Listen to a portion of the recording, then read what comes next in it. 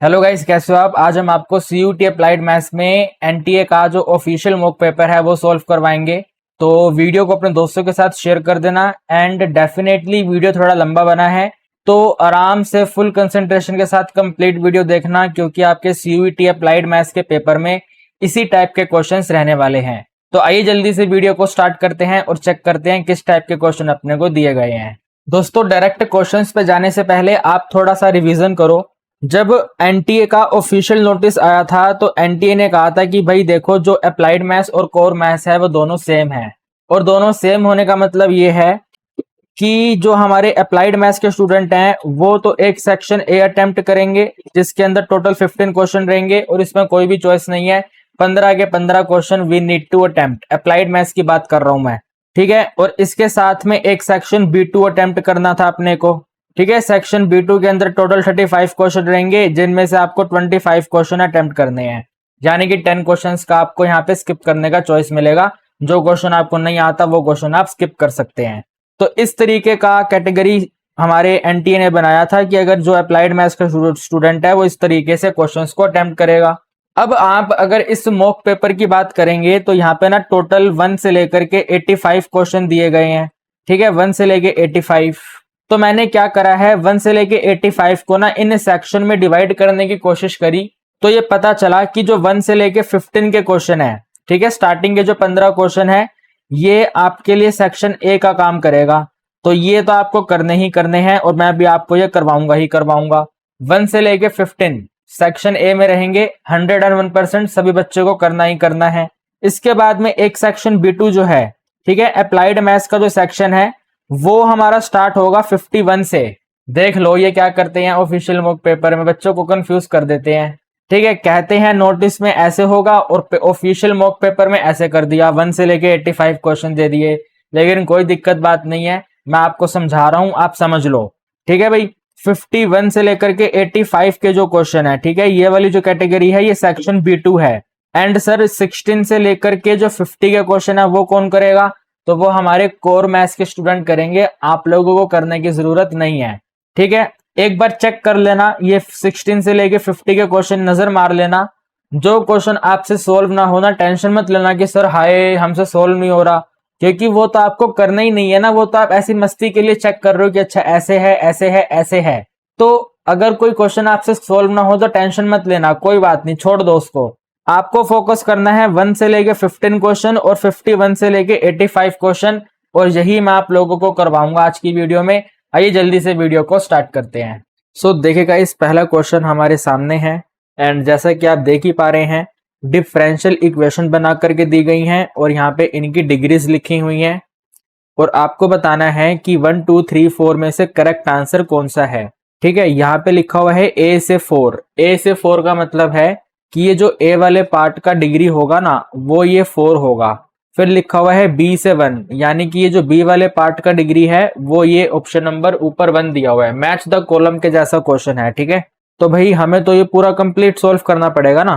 पहले मैं इसको नोट करता हूँ, ठीक है। पहले मैं ए वाले को नोट करता हूँ और ए वाले में आपको दिया हुआ है कि भाई ऐसे करके यहाँ पे रूट है। रूट में लिखा हुआ है 1 प्लस में वाई डैश। अब वाई डैश के आते ही आपके माइंड में आ जाना चाहिए कि सर वाई डैश का मतलब होता है सिंगल डेरिवेटिव, फर्स्ट ऑर्डर का डेरिवेटिव है। और यहाँ पे ऐसे करके डिग्री 2 दिया हुआ है, ठीक है, पहले ऑर्डर का डेरिवेटिव 2 है। और इसके इक्वल टू में लिखा हुआ है डबल डैश, और डबल डैश के साथ यहाँ पे लिखा हुआ है 1/3।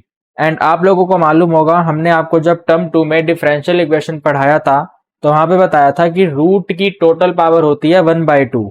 तो आप क्या करेंगे जी, रूट हटा के यहाँ पे ऐसे करके 1/2 लिख देंगे, ठीक है। एक तरफ 1/2 है, एक तरफ 1/3 है। आपको ये भी मालूम है कि जो हमारा डिफरेंशियल कोफिशिएंट है, यानी कि फर्स्ट ऑर्डर का डेरिवेटिव और सेकंड ऑर्डर का डेरिवेटिव, उसका पावर फ्रैक्शन नहीं हो सकता। तो हमें यहाँ से 1/2 1/3 को हटाना है। 1/2 1/3 को हटाने के लिए हमें 2 और 3 का एलसीएम लेना पड़ेगा, ठीक है। ये सब चीजें आपको माइंड में करनी है, मैं यहाँ पे पूरा नोट कर दे रहा हूँ। एलसीएम लेना है 2 और 3 का। तो आप कहेंगे सर 2 और 3 का एलसीएम होगा 6। तो इसी 6 से आप लोगों को टोटल पावर रेस करनी है। टोटल पावर रेस करने का मतलब है यहाँ पे ऐसे करके टोटल पावर 6 हो जाएगी और इधर भी ऐसे करके यहाँ पे टोटल पावर 6 हो जाएगी। देखिए, आपको अब एक बात को समझना होगा कि ये आपका एमसीक्यू पेपर है और हर एक चीज को नोट करना जरूरी नहीं है, इसलिए आप फोकस करिए समझने के ऊपर, ठीक है। बाकी जो जो इम्पोर्टेंट है वो तो मैं नोट करूंगा, लेकिन आप लोगों का फोकस होना चाहिए अंडरस्टैंडिंग के ऊपर, समझ आना चाहिए आपको। तो पावर 6 हमने रेस कर दिया। जैसे ही यहाँ पे पावर रेस करेंगे तो आपको पता है ये 3 और 6 कैंसिल होकर के 2 कर देगा। 3 और 6 कैंसिल होकर 2 करेगा, यानी कि आप यहाँ पे नोट करेंगे, यहाँ पे टोटल वैल्यू 2 बन जाएगा। और इधर की तरफ आप नोट कर देंगे ये वाला जो है, यहाँ पे टोटल पावर 3 हो जाएगा। अब हमने यहाँ पर हमारे जो फ्रैक्शन पावर थे उनको नॉर्मल नेचुरल नंबर में नोट कर लिया है। तो आपको अब ये मालूम है कि इसके अंदर जो हाईएस्ट ऑर्डर है, O4 जो ऑर्डर है वो ऑर्डर है 2, और इस ऑर्डर का जो पावर है, ठीक है, ये वाला जो ऑर्डर है इसका जो पावर है वो भी 2 है, यानी कि इसका जो डिग्री है वो भी 2 है। तो आप जरा चेक करो जो 2 है वो कहाँ लिखा हुआ है, यहाँ पे चेक करो 2 कहाँ पे है। तो 2 आपका यहाँ पे दिया हुआ है, यानी कि जो ए है इसका जो आंसर है वो 2 होना चाहिए, ठीक है ना गाइस। ए का जो आंसर है वो 2 होना चाहिए। तो यहाँ पे आप अपने ऑप्शन में चेक करो कि ए के साथ में 2 कहाँ लिखा हुआ है। यहाँ पे ए के साथ 4 है, ये गलत है। यहाँ पे ए के साथ 3, ये भी गलत है। यहाँ पे ए के साथ 4 गलत है। तो ए के साथ यहाँ पे लिखा हुआ है, ये हमारा आंसर है। आगे आपको पूरा क्वेश्चन सोल्व करने की जरूरत ही नहीं है। तो इस तरीके से ऑप्शन एलिमिनेशन भी आपको अपने पेपर में यूज करना है, ठीक है। तो हम यहाँ पे ऑप्शन नंबर 4 पे टिक कर देंगे, ठीक है गाइस। बाकी मैं कंप्लीट सोल्व नहीं करने वाला, क्योंकि जो ऐसा क्वेश्चन दिया हुआ है उसी को अपने को सोल्व करना है। और अगर आप थोड़ा सा देखना भी चाहते हैं तो ये वाला जो वैल्यू आपको दिया हुआ है 4th नंबर पे, यहाँ पे देख पा रहे हैं इसका ऑर्डर 2 है, ऑर्डर की टोटल पावर 3 है। तो जो डी है वो इसके साथ आ जाएगा, यहाँ पे डी आ जाएगा, ठीक है। डी के साथ 4 आएगा, समझ लो ना। देखो यहाँ पे लिखा हुआ है डी के साथ में 3, तो एकदम सही है। 3 वाला जो है डी के साथ 3 चला गया। यहाँ पे सी वाले में देख रहे हो डबल डेरिवेटिव है, और उस डबल डेरिवेटिव की जो पावर है वो 1 है, यानी कि ये सी वाला यहाँ पे चला जाएगा, सी के साथ 1। देखो ये रहा यहाँ पे सी के साथ 1, ठीक है ना। तो इसी तरीके से आप पूरा क्वेश्चन भी सोल्व कर सकते हो, जो रिमेनिंग सेकंड बचा है उसको भी कर सकते हैं, लेकिन एग्जाम में ऐसे नहीं करना है। जैसे मैंने पहले बताया था ए का सेकंड है, तो बस उसी से हमारा आंसर आ जाएगा। सेकंड क्वेश्चन देखिए, कहते हैं कि डिग्री बताना है डिफरेंशियल इक्वेशन का। सबसे पहली बात तो इस क्वेश्चन के अंदर ना आपको डिफरेंशियल इक्वेशन ही नहीं दिया हुआ। गाइस आप समझ पा रहे हो मेरी बात को, आपको डिफरेंशियल इक्वेशन नहीं दिया हुआ, आपको एक ये वैल्यू दिया हुआ है और कह रहे हैं कि इस वैल्यू में जो सी है वो पैरामीटर है। तो आपको डिफरेंशियल इक्वेशन बनाना है और बनाने के बाद में बताना है कि टोटल डिग्री कितना आएगा। तो यहाँ पे आप फर्स्ट ऑर्डर का डेरिवेटिव करेंगे, ठीक है। तो यहाँ पे लिखेंगे, ये बन जाएगा डी वाई अपॉन में डी एक्स, और इक्वल टू में सी सेम रहेगा। आगे अपन चेन रूल यूज कर देंगे, तो ये जो पावर 2 है बेस पे आ जाएगी, सी के साथ यहाँ पे 2 बेस पे आ गया, साथ में x माइनस में सी पावर 1 हो गई, 2 में 1 माइनस करेंगे तो 1 हो गई, और x माइनस सी का डेरिवेटिव 1 माइनस में 0 हो जाएगा, यानी कि डेरिवेटिव बना 2 multiply C multiply by x minus में सी, ठीक है। ये हमारा डेरिवेटिव आ गया। अब यहाँ पे लिखा हुआ है ना कि जो c है वो पैरामीटर है, तो आप लोगों को ना इस वाली वैल्यू में से ना c को रिमूव करना है। समझ रहे हो गाइस मेरी बात को, c को हमें यहां से रिमूव करना है। तो आप ऐसे देखो, आपको यहाँ पे दिया हुआ था कि भाई जो y है वो c multiply by x minus में सी स्क्वायर के इक्वल है। तो यहाँ पे c का वैल्यू फाइंड कर लो, बन जाएगा y अपॉन में, ठीक है ना। ये वाले c का वैल्यू फाइंड कर रहे हैं, तो y अपॉन में ये वाली वैल्यू आ जाएगी x माइनस में c का होल स्क्वायर, यानी कि हम यहाँ पे लिखेंगे 2 मल्टीप्लाई बाय, यहाँ पे ऐसे y इसके डिनोमिनेटर में x माइनस में c, और फिर यहाँ मल्टीप्लाई बाय x माइनस में c, और यहाँ पे ऐसे पावर 2 है ये, ठीक है। तो ये वाली पावर इस 2 को कैंसिल करेगी, तो आंसर बनेगा 2 multiply y divided bye x minus में c। और यहाँ पे हमें काम करेंगे dy बाय dx को y1 लिख देंगे, ठीक है। ये y1 आ गया, ये भी यहाँ y1 हो गया, और ये भी यहाँ y1 आ गया, ठीक है ना गाइस। y1 इक्वल टू में 2y अपॉन x माइनस सी आ गया। अब आप लोगों ने पढ़ा है तो आप लोगों को मालूम होगा कि भाई जब डिफरेंशियल इक्वेशन बनाते हैं तो वहां पर जो आर्बिट्रेरी कांस्टेंट है, ये जो पैरामीटर इन्होंने बोला हुआ है, वो पैरामीटर आंसर में नहीं होना चाहिए।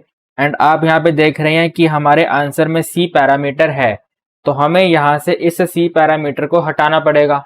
और सी पैरामीटर को हटाने के लिए हम यहाँ पे दोबारा से अपनी इक्वेशन नोट करेंगे, y इज इक्वल टू में सी, मल्टीप्लाई बाय एक्स माइनस में सी का होल स्क्वायर। और यहाँ पे आप इसको ऐसे लिख दो, ये वाला जो एक्स माइनस में सी है ऐसे करके, और इक्वल टू में यहाँ पे 2y, और ये वाला जो y1 है ऐसे करके डिवाइड में आ जाएगा। ठीक है, x माइनस सी का वैल्यू है 2y अपॉन में y1, तो यहाँ पे लिखेंगे y इक्वल टू में, ठीक है गाइज आप मेरी बात समझ रहे हो, y इज इक्वल टू में c सेम रहेगा, और यहाँ पे आप नोट कर देंगे ये वाली वैल्यू, तो ऐसे आ जाएगा यहाँ पे 2y अपॉन में y1, ठीक है ना, ऐसे करके, और इसका स्क्वायर हो गया। हमें चाहिए अब c का वैल्यू। अब c वैल्यू कैसे फाइंड होगी, तो यहीं पे आप नोट करेंगे भाई, जो x है ये वाला माइनस सी है ना, तो अपोजिट में प्लस हो जाएगा, और ये वाला यहाँ पे माइनस हो जाएगा, तो ऐसे करके ये 2y अपॉन में y1, ठीक है, ये वाली टर्म यहाँ पे माइनस आ गई, ये वाली टर्म यहाँ पे पॉजिटिव हो गई, तो आप यहाँ पे लिखेंगे भाई y इज इक्वल टू में, ऐसे ब्रैकेट में आएगा ये तो, ठीक है, इसको थोड़ा एलसीएम लेके सोल्व करना है तो सोल्व कर लो, x multiply by y1 minus में 2y, और पूरे के डिनोमिनेटर में y1, ये c वैल्यू है, तो यहाँ पे x के साथ में y1 आ गया, इसमें माइनस कर दिया 2 इंटू वाई, इसको डिवाइड कर दिया हमने y1 से, और यहाँ पे इसको लिख दोगे 4 इंटू में y स्क्वायर, ठीक है ना, 2 का स्क्वायर 4, y का स्क्वायर y स्क्वायर, और यहाँ पे ऐसे आ गया ये y1 का स्क्वायर। ठीक है, ये दोनों जो डिनोमिनेटर में है टोटल पावर 3 हो जाएगी, और यहाँ मल्टीप्लाई हो जाएगा, तो y के साथ मल्टीप्लाई कर देंगे हम y1 की टोटल पावर 3, और इक्वल टू में ये न्यूमरेटर आएगा, तो 4 इंटू में y स्क्वायर, और इसके साथ में x मल्टीप्लाई बाय y1, ठीक है, और माइनस में 2 इंटू में y, तो ये आपकी डिफरेंशियल इक्वेशन है। ठीक है, this is the differential equation. अब इस डिफरेंशियल इक्वेशन में से आप लोगों को बताना है कि हमारा हाईएस्ट पावर क्या है। ठीक है ना, अगर हम हायर ऑर्डर की बात करें तो वो तो 1 है, पहले ऑर्डर का डेरिवेटिव है dy बाय dx है, y1 dy बाय dx होता है, तो इस dy बाय dx का जो O4 ऑर्डर है वो क्या है, ठीक है ना, वही तो हमारा डिग्री बनेगा। इसका पावर कितना है, तो आप कहेंगे सर यहाँ पे हाईएस्ट पावर 3 है, ठीक है, यहाँ पे पावर 1 है और यहाँ पे पावर 3 है, तो हाईएस्ट पावर 3 है, तो हमारा आंसर आ गया ये वाला 2 नंबर वाला। ठीक है, इसका जो डिफरेंशियल इक्वेशन का डिग्री है वो कितना है जी, 3 है, ऑप्शन नंबर 2 हमारा आंसर है। देखिए थर्ड क्वेश्चन कहता है कि भाई एरिया बताइए जो फर्स्ट क्वाड्रेंट में लाई करेगा और जो ये वाले पैराबोला से मिलकर के बनेगा। ठीक है, तो पहले तो यहाँ पे इस तरीके का डायग्राम बनाइए आप ऐसे करके। ठीक है, ये है आपका एक्स एक्सिस, ये है वाई एक्सिस, इसका पैराबोला ड्रॉ करेंगे, तो क्योंकि x की पावर 2 है तो x की पावर 2 मतलब इस तरीके से बनेगा ये। ठीक है, ऐसे वाला पैराबोला बनेगा, तो आप यहाँ पे नोट कर लो हमने पैराबोला ड्रॉ करा है x की पावर 2 इक्वल टू में y डिवाइडेड बाय 4 का। ठीक है, ये x की पावर 2 का मतलब है x एक्सिस के ऊपर इसका बेस आएगा, तो ये वाला पैराबोला बनेगा। साथ में है x इक्वल टू में 0 का लाइन और y इक्वल टू में 1 का लाइन। देखो जो ये x इक्वल टू में 0 है ये तो हमारी ये y एक्सिस होती है, और जो y इक्वल टू 1 है वो यहाँ पे ऐसे आ जाएगा, ऐसे करके ये आ गया हमारा, this is y is equal to में 1, और इधर पे दिया हुआ है y इक्वल टू में 4, तो वो ऐसे ऊपर की तरफ आ जाएगा यहाँ पे ऐसे करके, ये है हमारा y इक्वल टू में 4। तो y इक्वल टू में 4, y इक्वल टू में 1 और x इक्वल टू में 0, ये वाली लाइन ने कौन सा कॉमन शेड बनाया, तो आप कहेंगे सर ये वाला कॉमन शेड बनाया। ठीक है, ये वाला कॉमन शेड हमारा बना, तो ये वाला कॉमन शेड का हमें एरिया बताना है क्या होगा। तो हम इस एरिया को फाइंड करने के लिए इस y वाले स्ट्रिप का यूज करेंगे। ठीक है, ये वाला जो y एक्सिस है इस y वाले एक्सिस का यूज करेंगे, जो कि स्टार्टिंग होगा 1 से और जाएगा इस 4 वैल्यू तक, तो यहाँ पे ऐसे लिखेंगे भाई 1 का यूज करेंगे 4 तक जाएंगे। y स्ट्रिप का यूज करने का मतलब है इंटीग्रेशन dy होगा, y के रिस्पेक्ट पे किया जाएगा, तो यहां से आपको इस इक्वेशन को मॉडिफाई करके y टर्म में नोट करना पड़ेगा। जैसे x की पावर 2 है तो यहाँ पे x का वैल्यू फाइंड कर लो, ये बन जाएगा आपका root of y divided by 4, यानी कि टोटल बनेगा root of y divided by 2, तो ऐसे लिख दें यहाँ पे 1/2 के साथ में ऐसे रूट ऑफ y। समझ रहे हो, यहाँ पे अगर y है तो यहाँ पे y की टर्म्स में आना चाहिए, तो इसी तरीके से कन्वर्ट करके नोट करेंगे। 1/2 को आगे ऐसे लिख लेंगे, यहाँ पे इंटीग्रेशन करेंगे रूट y का। आप लोगों को मालूम है अगर x पावर n का इंटीग्रेशन करते हैं तो x पावर n प्लस में 1, डिनोमिनेटर में n प्लस 1 आता है, तो जो रूट है वो 1/2 है। गाइस जो रूट का पावर है वो 1 डिवाइड बाय 2 है, इसमें एडिंग 1 करेंगे तो टोटल 3/2 हो जाएगा, तो ये बनेगा y की टोटल पावर 3 डिवाइड बाय 2। इसके डिनोमिनेटर में यहाँ पे ऐसे 3/2 आएगा, बल्कि मैं तो कहता हूँ 3/2 को रेसिप्रोकल करके 2/3 लिख दो, तो जो 2/3 लिखोगे वो यहाँ पे ऐसे लिख दो ऐसे करके 2 अपॉन में 3, इसको यहाँ पे ऐसे क्लोज करोगे, 1 आ गया और ये 4 आ गया, ठीक है। 2 2 कैंसिल होके यहाँ पे 1/3 आ गया। साथ में पहले 4 पुट करेंगे तो 4 की टोटल पावर 3/2 माइनस में 1 की टोटल पावर 3/2। 1 की कोई भी पावर आप करोगे आंसर तो 1 ही रहेगा। बात आती है कि सर ये 4 की 3/2 कैसे सोल्व होगा, तो 4 को लिख दो 2 की पावर 2। भाई जो 4 है वो 2 की पावर 2 होता है, और साथ में ऐसे करके यहाँ पे 3/2 आएगा। 2 2 कैंसिल होगा, 2 की पावर 3 रह जाएगा। भाई पावर पावर में 2 और 2 कैंसिल हो जाएगा, 2 की पावर 3 यानी कि टोटल 8 आएगा। तो 1/3 तो रहेगा, यहाँ पे ये 8 आ गया। 8 में 1 माइनस करेंगे, टोटल 7/3 आंसर है। 7/3 ये रहा, ऑप्शन नंबर 1 हमारा आंसर है। क्वेश्चन नंबर 4 गाइस आप देख पा रहे हैं, वेरी सिंपल क्वेश्चन है, डेफिनेट इंटीग्रेशन है। लेकिन आप लोगों को याद होगा हमने टर्म 2 में आपको पार्शियल फ्रैक्शन सिखाया था, तो ये वाला क्वेश्चन आप पहले पार्शियल फ्रैक्शन का यूज करके सोल्व कर लो, और उसके बाद में जो डेफिनेट है 1 से लेके 2 जो पुट करना है वो पुट कर देंगे। तो सबसे पहले हम यहाँ पे नोट करेंगे कि 1 डिवाइडेड बाय ये वाला जो वैल्यू है 1 divided by x multiply by 1 plus में x पावर 2 जो है ये टोटल इक्वल है कैपिटल A अपॉन में x, क्योंकि ये वाला लीनियर फैक्टर है तो capital A upon x। And ये वाला जो फैक्टर है इसके फैक्टराइज नहीं बन पा रहा, तो एडिंग करेंगे इसमें b इंटू एक्स प्लस में c डिवाइडेड बाय ये जो वैल्यू दिया हुआ है 1 प्लस में x की पावर 2। इस तरीके का हमने पार्शियल फ्रैक्शन पढ़ा हुआ है। राइट हैंड साइड में इन दोनों का एलसीएम लेंगे तो ऐसे लिख देंगे यहाँ पे x मल्टीप्लाई बाय 1 प्लस में x पावर 2, और यहाँ पे तो ये सेम रहेगा ना, x मल्टीप्लाई बाय 1 प्लस में x पावर 2, और यहाँ पे 1 है, ठीक है। इस वाले x को इस वाले x से कैंसिल करेंगे तो a तो आएगा ही आएगा, साथ में ये आएगा, तो 1 प्लस में x पावर 2 लिख दिया। फिर एडिंग करेंगे, ये वाली टर्म तो रहेगी तो b इंटू एक्स प्लस में c है, ठीक है। और इसके साथ में ये वाला डिनोमिनेटर इससे कैंसिल हुआ तो x रहेगा, यहाँ पे x नोट कर दिया। एक बार आप इस बात को समझो, वेरी सिंपल तरीके से हमने एलसीएम नोट कर लिया है। इसको यहाँ पे मल्टीप्लाई कर दिया, इसको यहाँ पे मल्टीप्लाई कर दिया। इसके बाद में दोनों के डिनोमिनेटर कैंसिल करेंगे तो यहाँ पे लिखेंगे 1 इज इक्वल टू में 1 के इक्वल टू में आएगा अपने पास a मल्टीप्लाई बाय 1 प्लस में x पावर 2, ठीक है। इस x को यहाँ मल्टीप्लाई करेंगे तो एडिंग यहाँ पे b मल्टीप्लाई एक्स स्क्वायर, और इसी x को c के साथ मल्टीप्लाई करेंगे तो एडिंग c इंटू एक्स। सबसे पहला काम होता है x को 0 करना, ठीक है। x को 0 सब्सिट्यूट करेंगे, ये भी हट जाएगा, ये भी रिमूव हो जाएगा, यहाँ पे ये भी रिमूव हो जाएगा, a इंटू 1 a रह जाएगा। तो a इंटू 1 a आ गया, इक्वल टू में यहाँ पे तो 1 है तो a का वैल्यू 1 आ गया। इसके बाद में अब आप x को 1 पुट कर लो, ठीक है। x को 0 करने पे a वैल्यू 1 आ गई, अब हमने x को 1 पुट कर दिया तो ये 1 तो रहेगा ही रहेगा, यहाँ पे a का वैल्यू 1 आ गया। यहाँ पे 1 पावर 2 करेंगे तो 1 आएगा, 1 में 1 ऐड करेंगे तो टोटल 2 आ जाएगा, 1 इंटू 2 मैंने लिख दिया यहाँ पे। फिर इसमें एडिंग करेंगे, यहाँ पे 1 पुट करेंगे, 1 पावर 2 1 होगा, b से मल्टीप्लाई करेंगे b हो जाएगा, यहाँ पे 1 पुट करेंगे तो c हो जाएगा।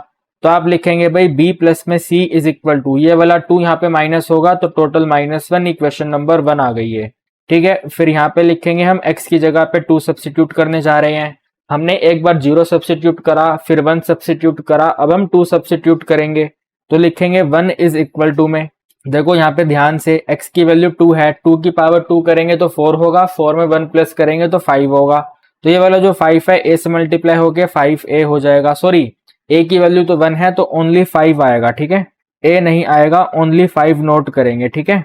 इसके बाद में यहाँ पे है x की पावर 2, तो b के साथ में x की पावर 2 करनी है, 2 की पावर 2 4 होती है, यानी कि टोटल यहाँ पे 4 इंटू b आ जाएगा। और फिर है c इंटू एक्स, यानी कि 2 पुट करा तो 2 इंटू c हो गया, 5 यहाँ पे माइनस करा तो -4 हो गया, इक्वल टू में 4 इंटू बी प्लस में 2 इंटू सी हो गया। इसको 2 से डिवाइड कर दो, इसको 2 से डिवाइड कर दो, इसको 2 से डिवाइड कर दो, तो यहाँ पे लिखेंगे 2 मल्टीप्लाई बी प्लस में सी का टोटल वैल्यू आ गया -2। सबको डिवाइड करके नोट कर दिया, ये इक्वेशन नंबर 2 है। 1 इक्वेशन और 2 इक्वेशन को अपन सोल्व करेंगे बाय एलिमिनेशन मेथड, तो यहाँ पे नोट करेंगे 2b में एडिंग करा c और b में एडिंग करा c इक्वल टू में ये वाली वैल्यू -2 है, ये वाली वैल्यू -1 है, माइनस माइनस यहाँ पे प्लस हो गया, c कैंसिल हो गया, 2 में b माइनस करा b आ गया, -2 में 1 प्लस करा -1 हो गया, -1 को यहाँ पे सब्सिट्यूट कर देंगे, -1 प्लस में c इक्वल टू में -1 कैंसिल, तो कह सकते हैं c वैल्यू 0 हो गई। कितना आंसर आ गया जी भाई, c वैल्यू 0 हो गई। तो हम यहाँ पे अब पूरी चीज इरेज कर देंगे, सिर्फ इसको नोट करेंगे, ठीक है। ए, बी और सी की वैल्यू सब्स्टिट्यूट करनी है। देखो जी, हमने फाइंड करा था ए का वैल्यू 1 है, तो यहाँ पे ऐसे 1 आ गया। फिर बी का वैल्यू -1 है, तो माइनस यहाँ पे ऐसे आ गया, यहाँ पे 1 आ गया, -1 के साथ यहाँ पे x है। और सी वैल्यू 0 थी तो उसको नोट नहीं करेंगे, ठीक है। 1/x को तो सिंपल 1/x रहने देंगे।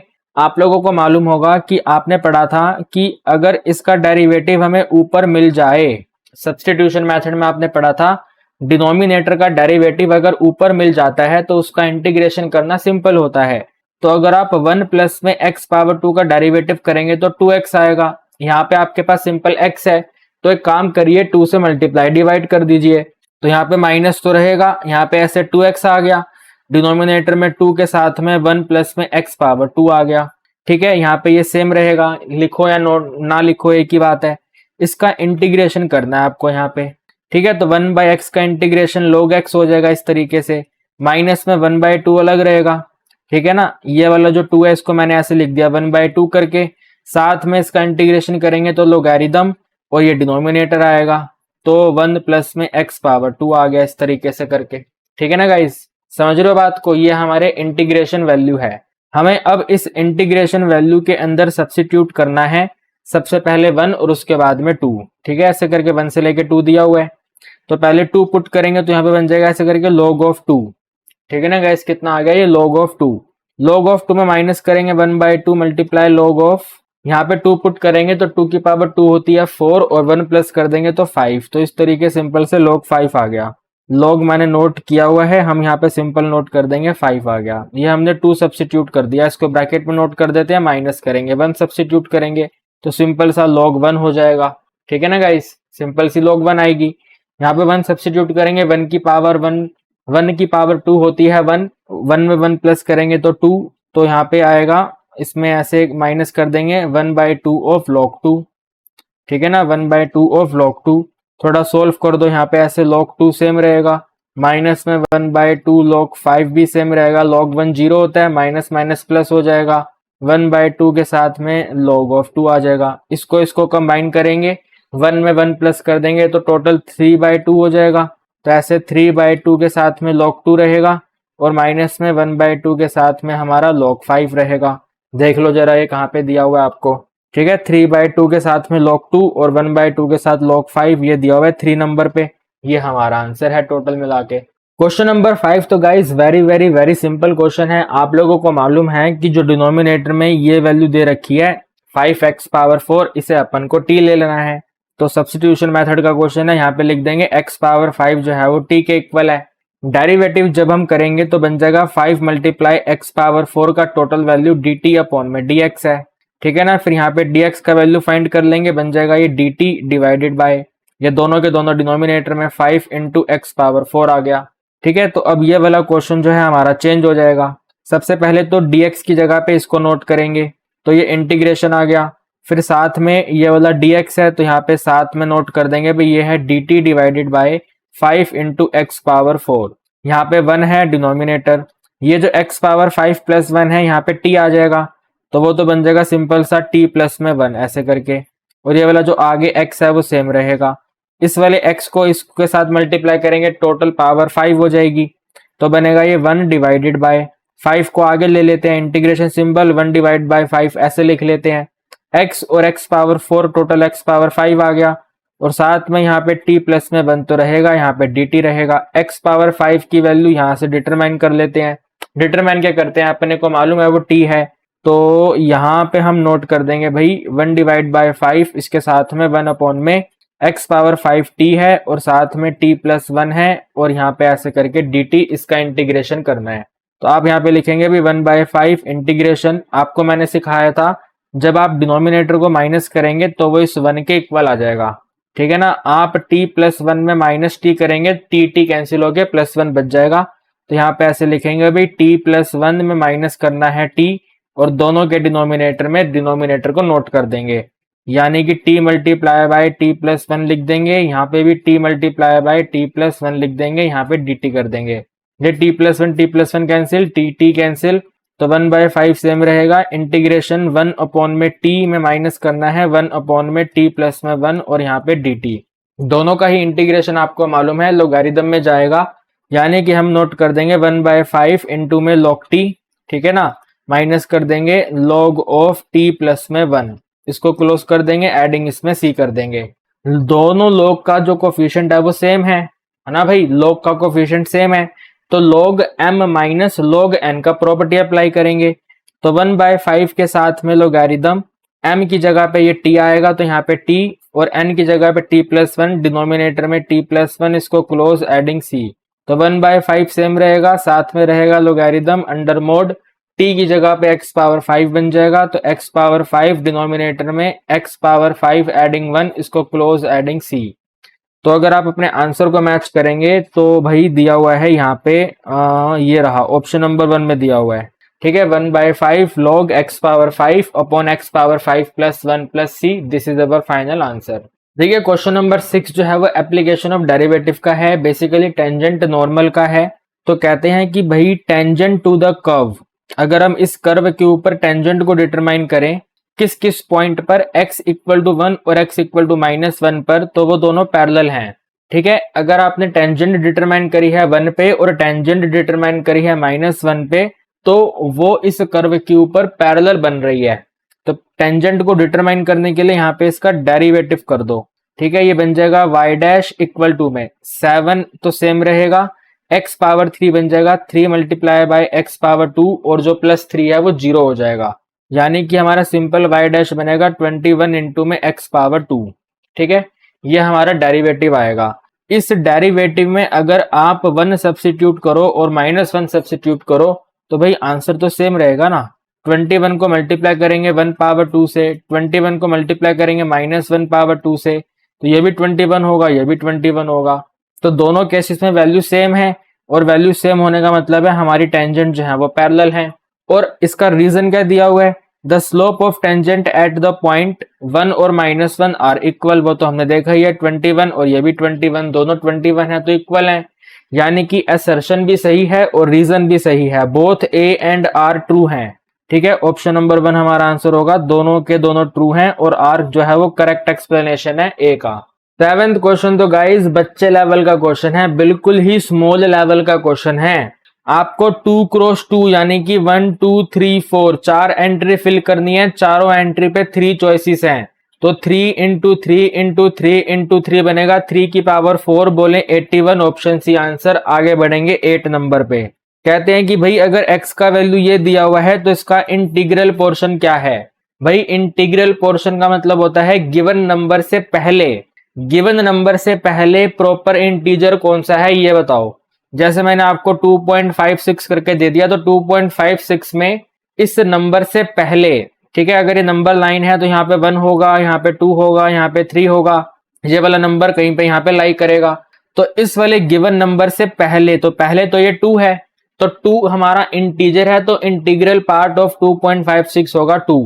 इसी तरीके से जो -1.17 है, तो भी -1 का मतलब ऐसे -1 होगा, यहाँ -2 होगा, यहाँ -3 होगा, -1.17 कहीं यहाँ पर होगा। तो इस नंबर से पहले, ठीक है ना, इस नंबर से जस्ट पहले कौन सा प्रॉपर इंटीजर है, तो प्रॉपर इंटीजर यहाँ पे हमारा -2 है, बोला जाए तो सेकंड हमारा सही आंसर है। देखिए क्वेश्चन 9 कहते हैं भाई जो ए है वो इन्वर्टिबल मैट्रिक्स है। इन्वर्टिबल बोले तो इनवर्स आप डिटरमाइन कर सकते हो, अदर भाषा में इसका डिटर्मिनेंट एग्जिस्ट करता है, और वो आपको यहाँ पे दिया हुआ है 3 है। कहते हैं एडजॉइंट ऑफ ए डिटर्मिनेंट बताओ। भाई एडजॉइंट ऑफ ए डिटर्मिनेंट होता है determinant of A power n-1, n होता है ऑर्डर। क्वेश्चन कह रहा है कि ऑर्डर 4 है, तो 4 में 1 माइनस करेंगे 3 हो जाएगा, डिटर्मिनेंट खुद 3 है, 3 की पावर 3 करेंगे 27, ऑप्शन 4 आंसर है। आगे बढ़ेंगे 10 में कह रहे हैं कि भाई अगर ए इनवर्स एग्जिस्ट कर रहा है तो इन 4 में से कौन सा ऑप्शन करेक्ट होना चाहिए। देखिए ए इनवर्स एग्जिस्ट करने का मतलब है जो डिटर्मिनेंट वैल्यू है वो 0 नहीं है, तो आपको ये ए दिया हुआ है, इसका डिटर्मिनेंट 0 नहीं है, क्वेश्चन ये कहने की कोशिश कर रहा है।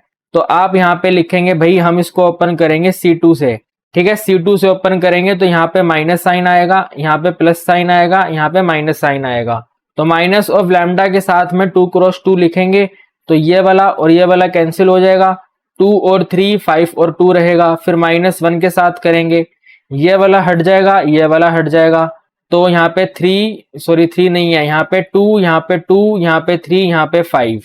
अरे भाई समझे नहीं क्या? देखो इसको हटा दो, तो यही वाला मैंने नोट कर दिया, 2, 2, -3 और 5, ठीक है। 2, 2, -3 और 5 यहाँ लिखेंगे नॉट इक्वल टू 0, बस इसे सोल्व करना है। तो माइनस लैम्डा सेम रहेगा, 2 को 2 से करेंगे 4, 3 को 5 से करेंगे 15 आ गया, यानी कि टोटल बन गया 11 इंटू लैम्डा। भाई 4 में 15 माइनस करेंगे तो -11 हो गया ना, तो -11 को लैम्डा से करेंगे तो 11 लैम्डा आ गया।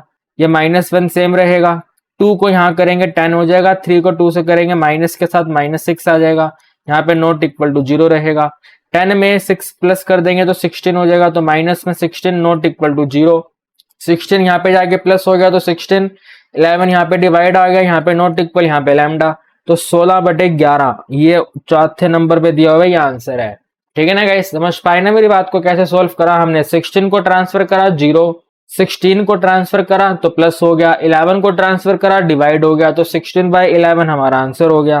Question number 11 guys, very simple question है। आपको बताना है ये छोटा सा फंक्शन जो है जहां पे x का वैल्यू 0 नहीं होना चाहिए, वो कौन से इंटरवल में इंक्रीजिंग होगा। भाई इससे आसान क्वेश्चन क्या ही होगा, इसका डेरिवेटिव करेंगे तो बनेगा 3 इंटू में x पावर 2, इसका डेरिवेटिव करेंगे तो x की पावर पहले -3 हो जाएगी, फिर -3 बेस पे और साथ में x की पावर में एक और कम करेंगे, तो -3 में -1 करेंगे -4, हम यहाँ पे नोट करेंगे माइनस में 3 डिवाइडेड बाय x पावर 4, ये यहाँ पे जाएगा तो एलसीएम हो जाएगा। एलसीएम होने का मतलब है 3 इंटू में x power 2 multiply by x power 4 minus में 3, डिनोमिनेटर में x पावर 4 आ गया।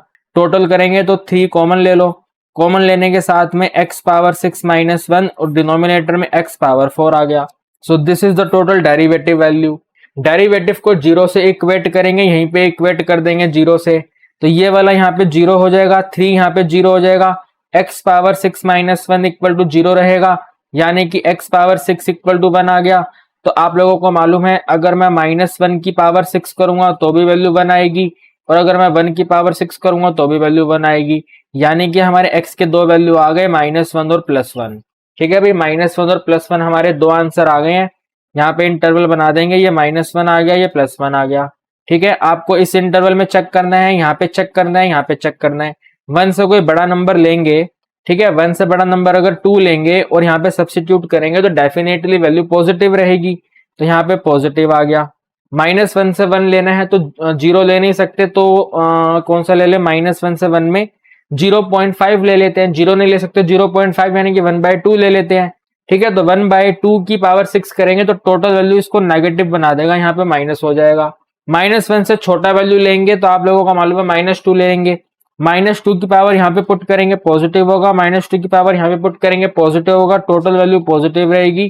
तो -∞ से -1 और +1 से इन्फिनिटी, -∞ से -1 +1 से इन्फिनिटी, ये रहा 3 नंबर पे हमारा आंसर है। क्वेश्चन नंबर 12 गाइज, आप लोगों को मालूम है बाइनोमियल डिस्ट्रीब्यूशन का क्वेश्चन है। आपने कॉइन को 5 बार टॉस करा, कह सकते हैं कि भाई n का वैल्यू 5 है। ठीक है, n का वैल्यू 5 है। फॉर्मूला यहाँ पे नोट कर लो भाई, NCR multiply P power R multiply Q power n-R, ये आपका टोटल फॉर्मूला रहने वाला है। और आपको यहाँ पे हेड की प्रोबेबिलिटी बतानी है, तो जो P का प्रोबेबिलिटी है वो हेड का प्रोबेबिलिटी होगा, और हेड का प्रोबेबिलिटी 1/2 होता है। इसी तरह Q का प्रोबेबिलिटी भी आपका 1/2 ही होगा। तो P और Q तो यहाँ पे हमारे दोनों इक्वल है ना।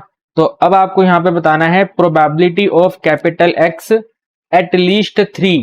ठीक है, एट लीस्ट 3, तो इसका मतलब आइदर ये 3 के इक्वल हो और 3 से बड़ा हो।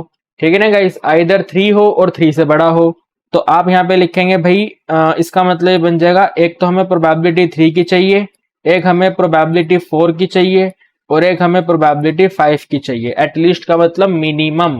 ठीक है ना, सपोज करो मैंने आपको बोला या आपके पेरेंट्स ने आपको बोला कि भाई मिनिमम आपके 35 नंबर आने चाहिए 40 में से टर्म 2 के रिजल्ट में, तो मिनिमम नंबर हो गए ना, एटलीस्ट नंबर, मिनिमम नंबर 35 तो कम से कम आने ही चाहिए, और 35 से ज्यादा आ जाए तो वेरी वेरी गुड है यार, 36, 37, 38 बहुत बढ़िया बात हो जाएगी। तो हमें इस तरह से P3, P4, P5 प्रोबेबिलिटी बतानी है। P3 प्रोबेबिलिटी बताएंगे तो यहाँ पे 5C3 करेंगे, साथ में p पावर 3 करेंगे और q power n minus R करना है। n माइनस आर का मतलब है 5 और 3 माइनस करना है, तो यहाँ पे 2 कर देंगे। फिर 5c4 लिख देंगे, ऐसे करके यहाँ पे p पावर 4 हो जाएगा और q पावर इन दोनों का माइनस करके 1 हो जाएगा।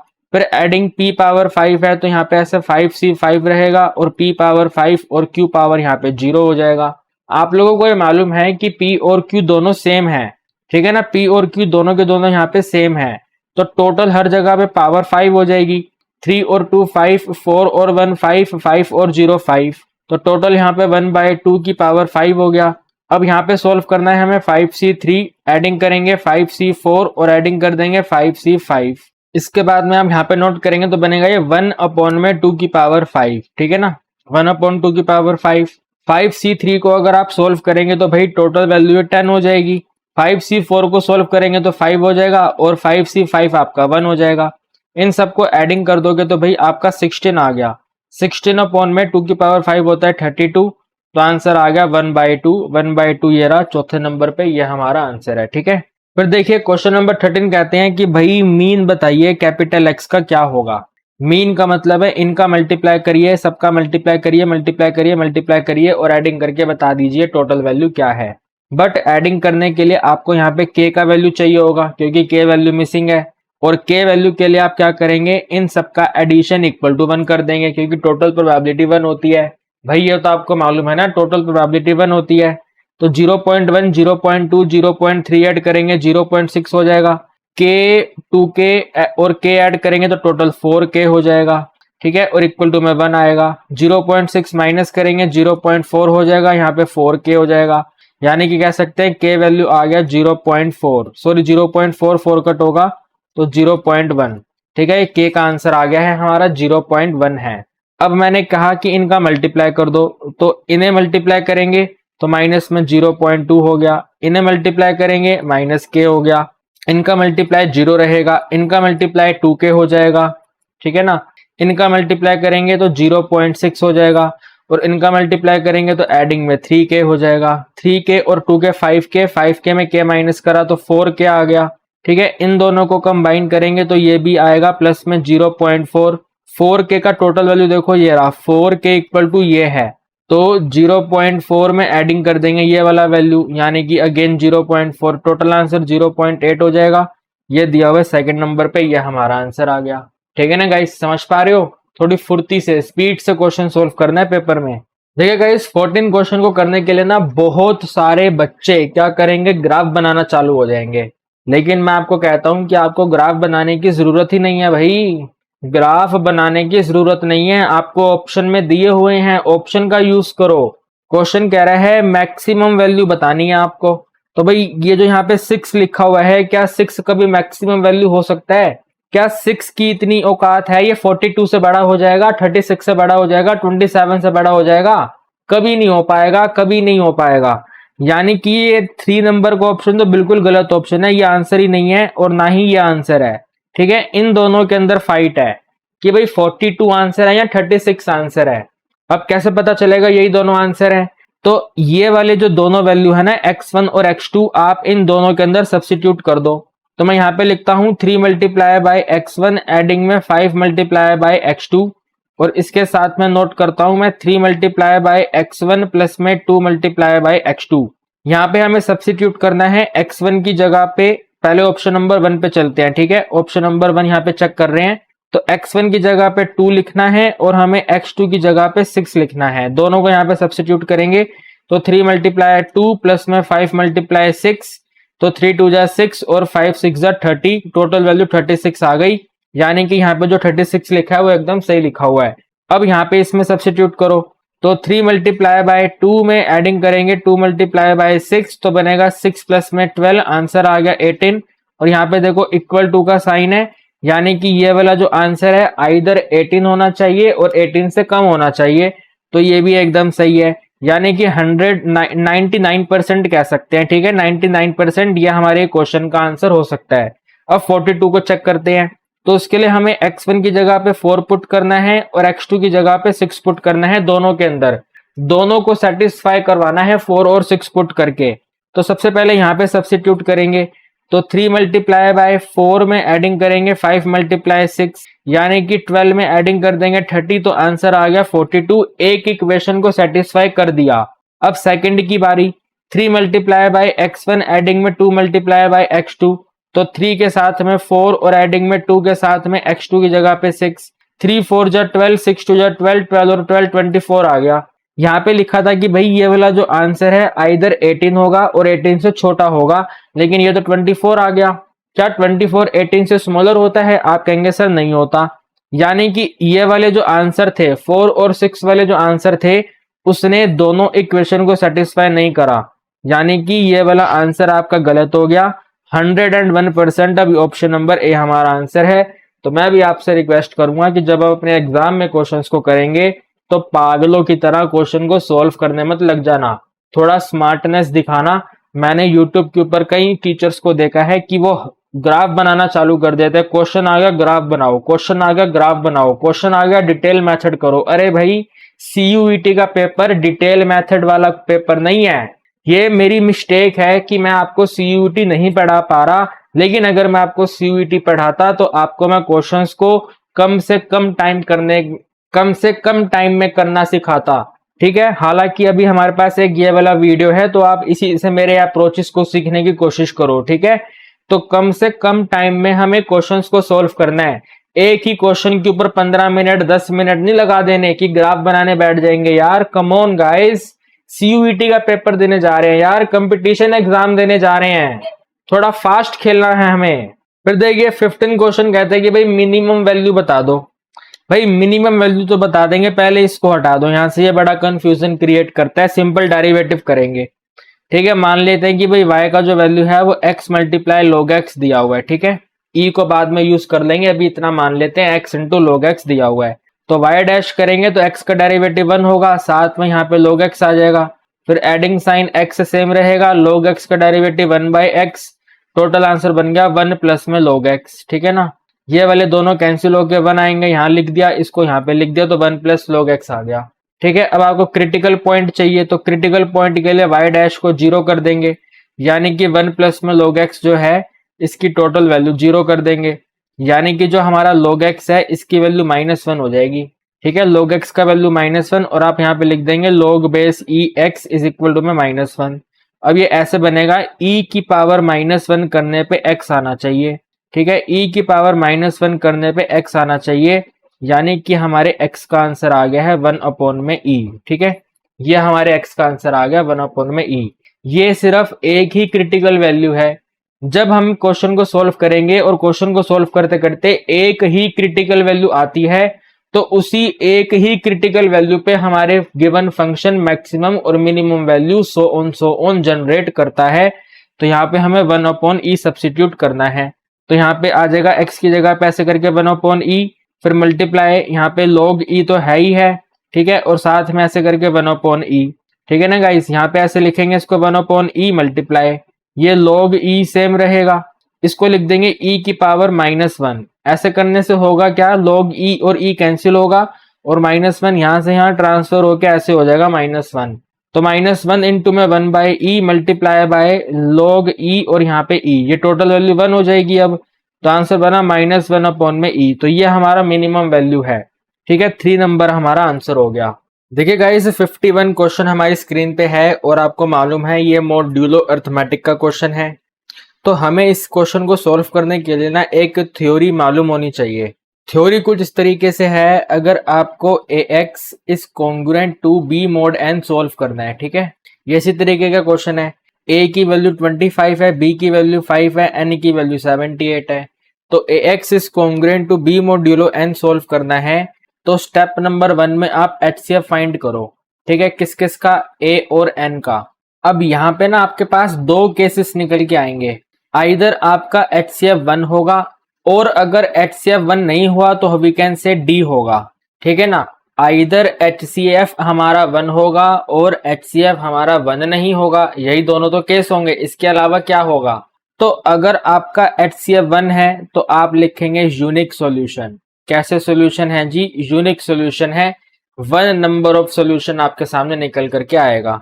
अगर आपका HCF D निकल के आ गया, यानी कि 1 नहीं निकल के आया। तो इसके बाद आप क्या करेंगे, ये डी वाले वैल्यू को बी से डिवाइड करेंगे। ठीक है, बी यानी कि हमारे क्वेश्चन में 5 है, तो जो भी हमारा एचसीएफ होगा उसको हम बी वैल्यू से डिवाइड करेंगे। अब डिवाइड करने के बाद दो मेथड आएंगे, दो केस बन जाएंगे, आइदर बी से डिवाइड हो जाएगा और बी से डिवाइड नहीं होगा। ठीक है, तो अगर बी से डिवाइड नहीं हुआ तो कहेंगे नो सॉल्यूशन है। ठीक है, क्या बोलेंगे, नो सॉल्यूशन है। और अगर डिवाइड हो गया, ठीक है ना, अगर ये डी और बी डिवाइड हो गए, हम मान लेते हैं कि इनको डिवाइड करने पे वैल्यू निकल के आ गया के, जो भी डिवाइड करने पे आंसर आएगा तो बोलेंगे के नंबर ऑफ सॉल्यूशन है। ठीक है, कितने सॉल्यूशन है, के नंबर ऑफ सॉल्यूशन है। ये 3 केस आपको ध्यान रखने हैं। सबसे पहले एचसीएफ को डिटरमाइन करना है, एचसीएफ 1 आया तो 1 नंबर ऑफ सॉल्यूशन, 1 नहीं आया, डी निकल के आया तो डी को बी से डिवाइड करेंगे, डी को बी से डिवाइड करने पे अगर आंसर के निकल के आ गया तो के नंबर ऑफ सॉल्यूशन, और अगर डिवाइड नहीं हुआ तो बोलेंगे भैया नो सॉल्यूशन। एंड डिवाइड करने से मेरा मतलब है रिमाइंडर वैल्यू 0 होनी चाहिए। ठीक है, अब हम इस वाले क्वेश्चन को सोल्व करते हैं। दिया हुआ है 26 इंटू में x is congruent to 5 mod 78। ठीक है ना, ऐसे करके दिया हुआ है। यहां लिख दो ax is congruent to b mod n, ऐसे आ जाएगा यहाँ पे। तो आप यहाँ पे लिखेंगे भाई जो a का वैल्यू है वो 26 है एंड जो n का वैल्यू है वो 78 है, साथ में b का वैल्यू जो है 5 है। HCF को डिटरमाइन करना है, HCF किसका है, 26 का, 78 का। तो अगर आप 26 को 3 से मल्टीप्लाई करेंगे, 3 6 जा 18, 3 2 जा 6 1 7, तो कंप्लीट मल्टीपल है, यानी कि HCF आ गया 26। ठीक है ना, अब हम इस 26 को डिवाइड करेंगे 5 से, B वैल्यू से डिवाइड करेंगे। तो 5 इंटू में 5 करा 25 माइनस करा 1 रिमाइंडर आ गया, यानी कि नॉट डिविजिबल है ये। ठीक है ना, डिवाइड नहीं हो पाया, नॉट डिविजिबल है, डिवाइड हम इसको नहीं कर पाए। और अगर डिवाइड नहीं कर पाए तो बोलेंगे नो सॉल्यूशन है। नो सॉल्यूशन ऑप्शन 3 दिया हुआ है, ये हमारा आंसर है। ठीक है, इसकी और प्रैक्टिस करने के लिए मैं आपको 2 क्वेश्चन होमवर्क देता हूं, आप मुझे कमेंट सेक्शन में बताइएगा कि इस ए का और बी का आंसर क्या है। ठीक है गाइस, ए में आपको दिया हुआ है 3 into X is congruent to में 6 mod 5। ठीक है, एक ये दिया हुआ है, आपको बताना है यूनिक सोल्यूशन है या किस टाइप का सोल्यूशन है। ठीक है, यूनिक है, मोर देन 1 है या नो है, ऐसे करके आपको बताना है। और एक आपको यहाँ पे दिया हुआ है 101 into X is congruent to 10, यहाँ पे है मोड और यहाँ पे है 202। ठीक है, ये दोनों आप सोल्व करना, यही वाली सेम थ्योरम आपको यूज करनी है और बताइएगा इसका आंसर क्या है।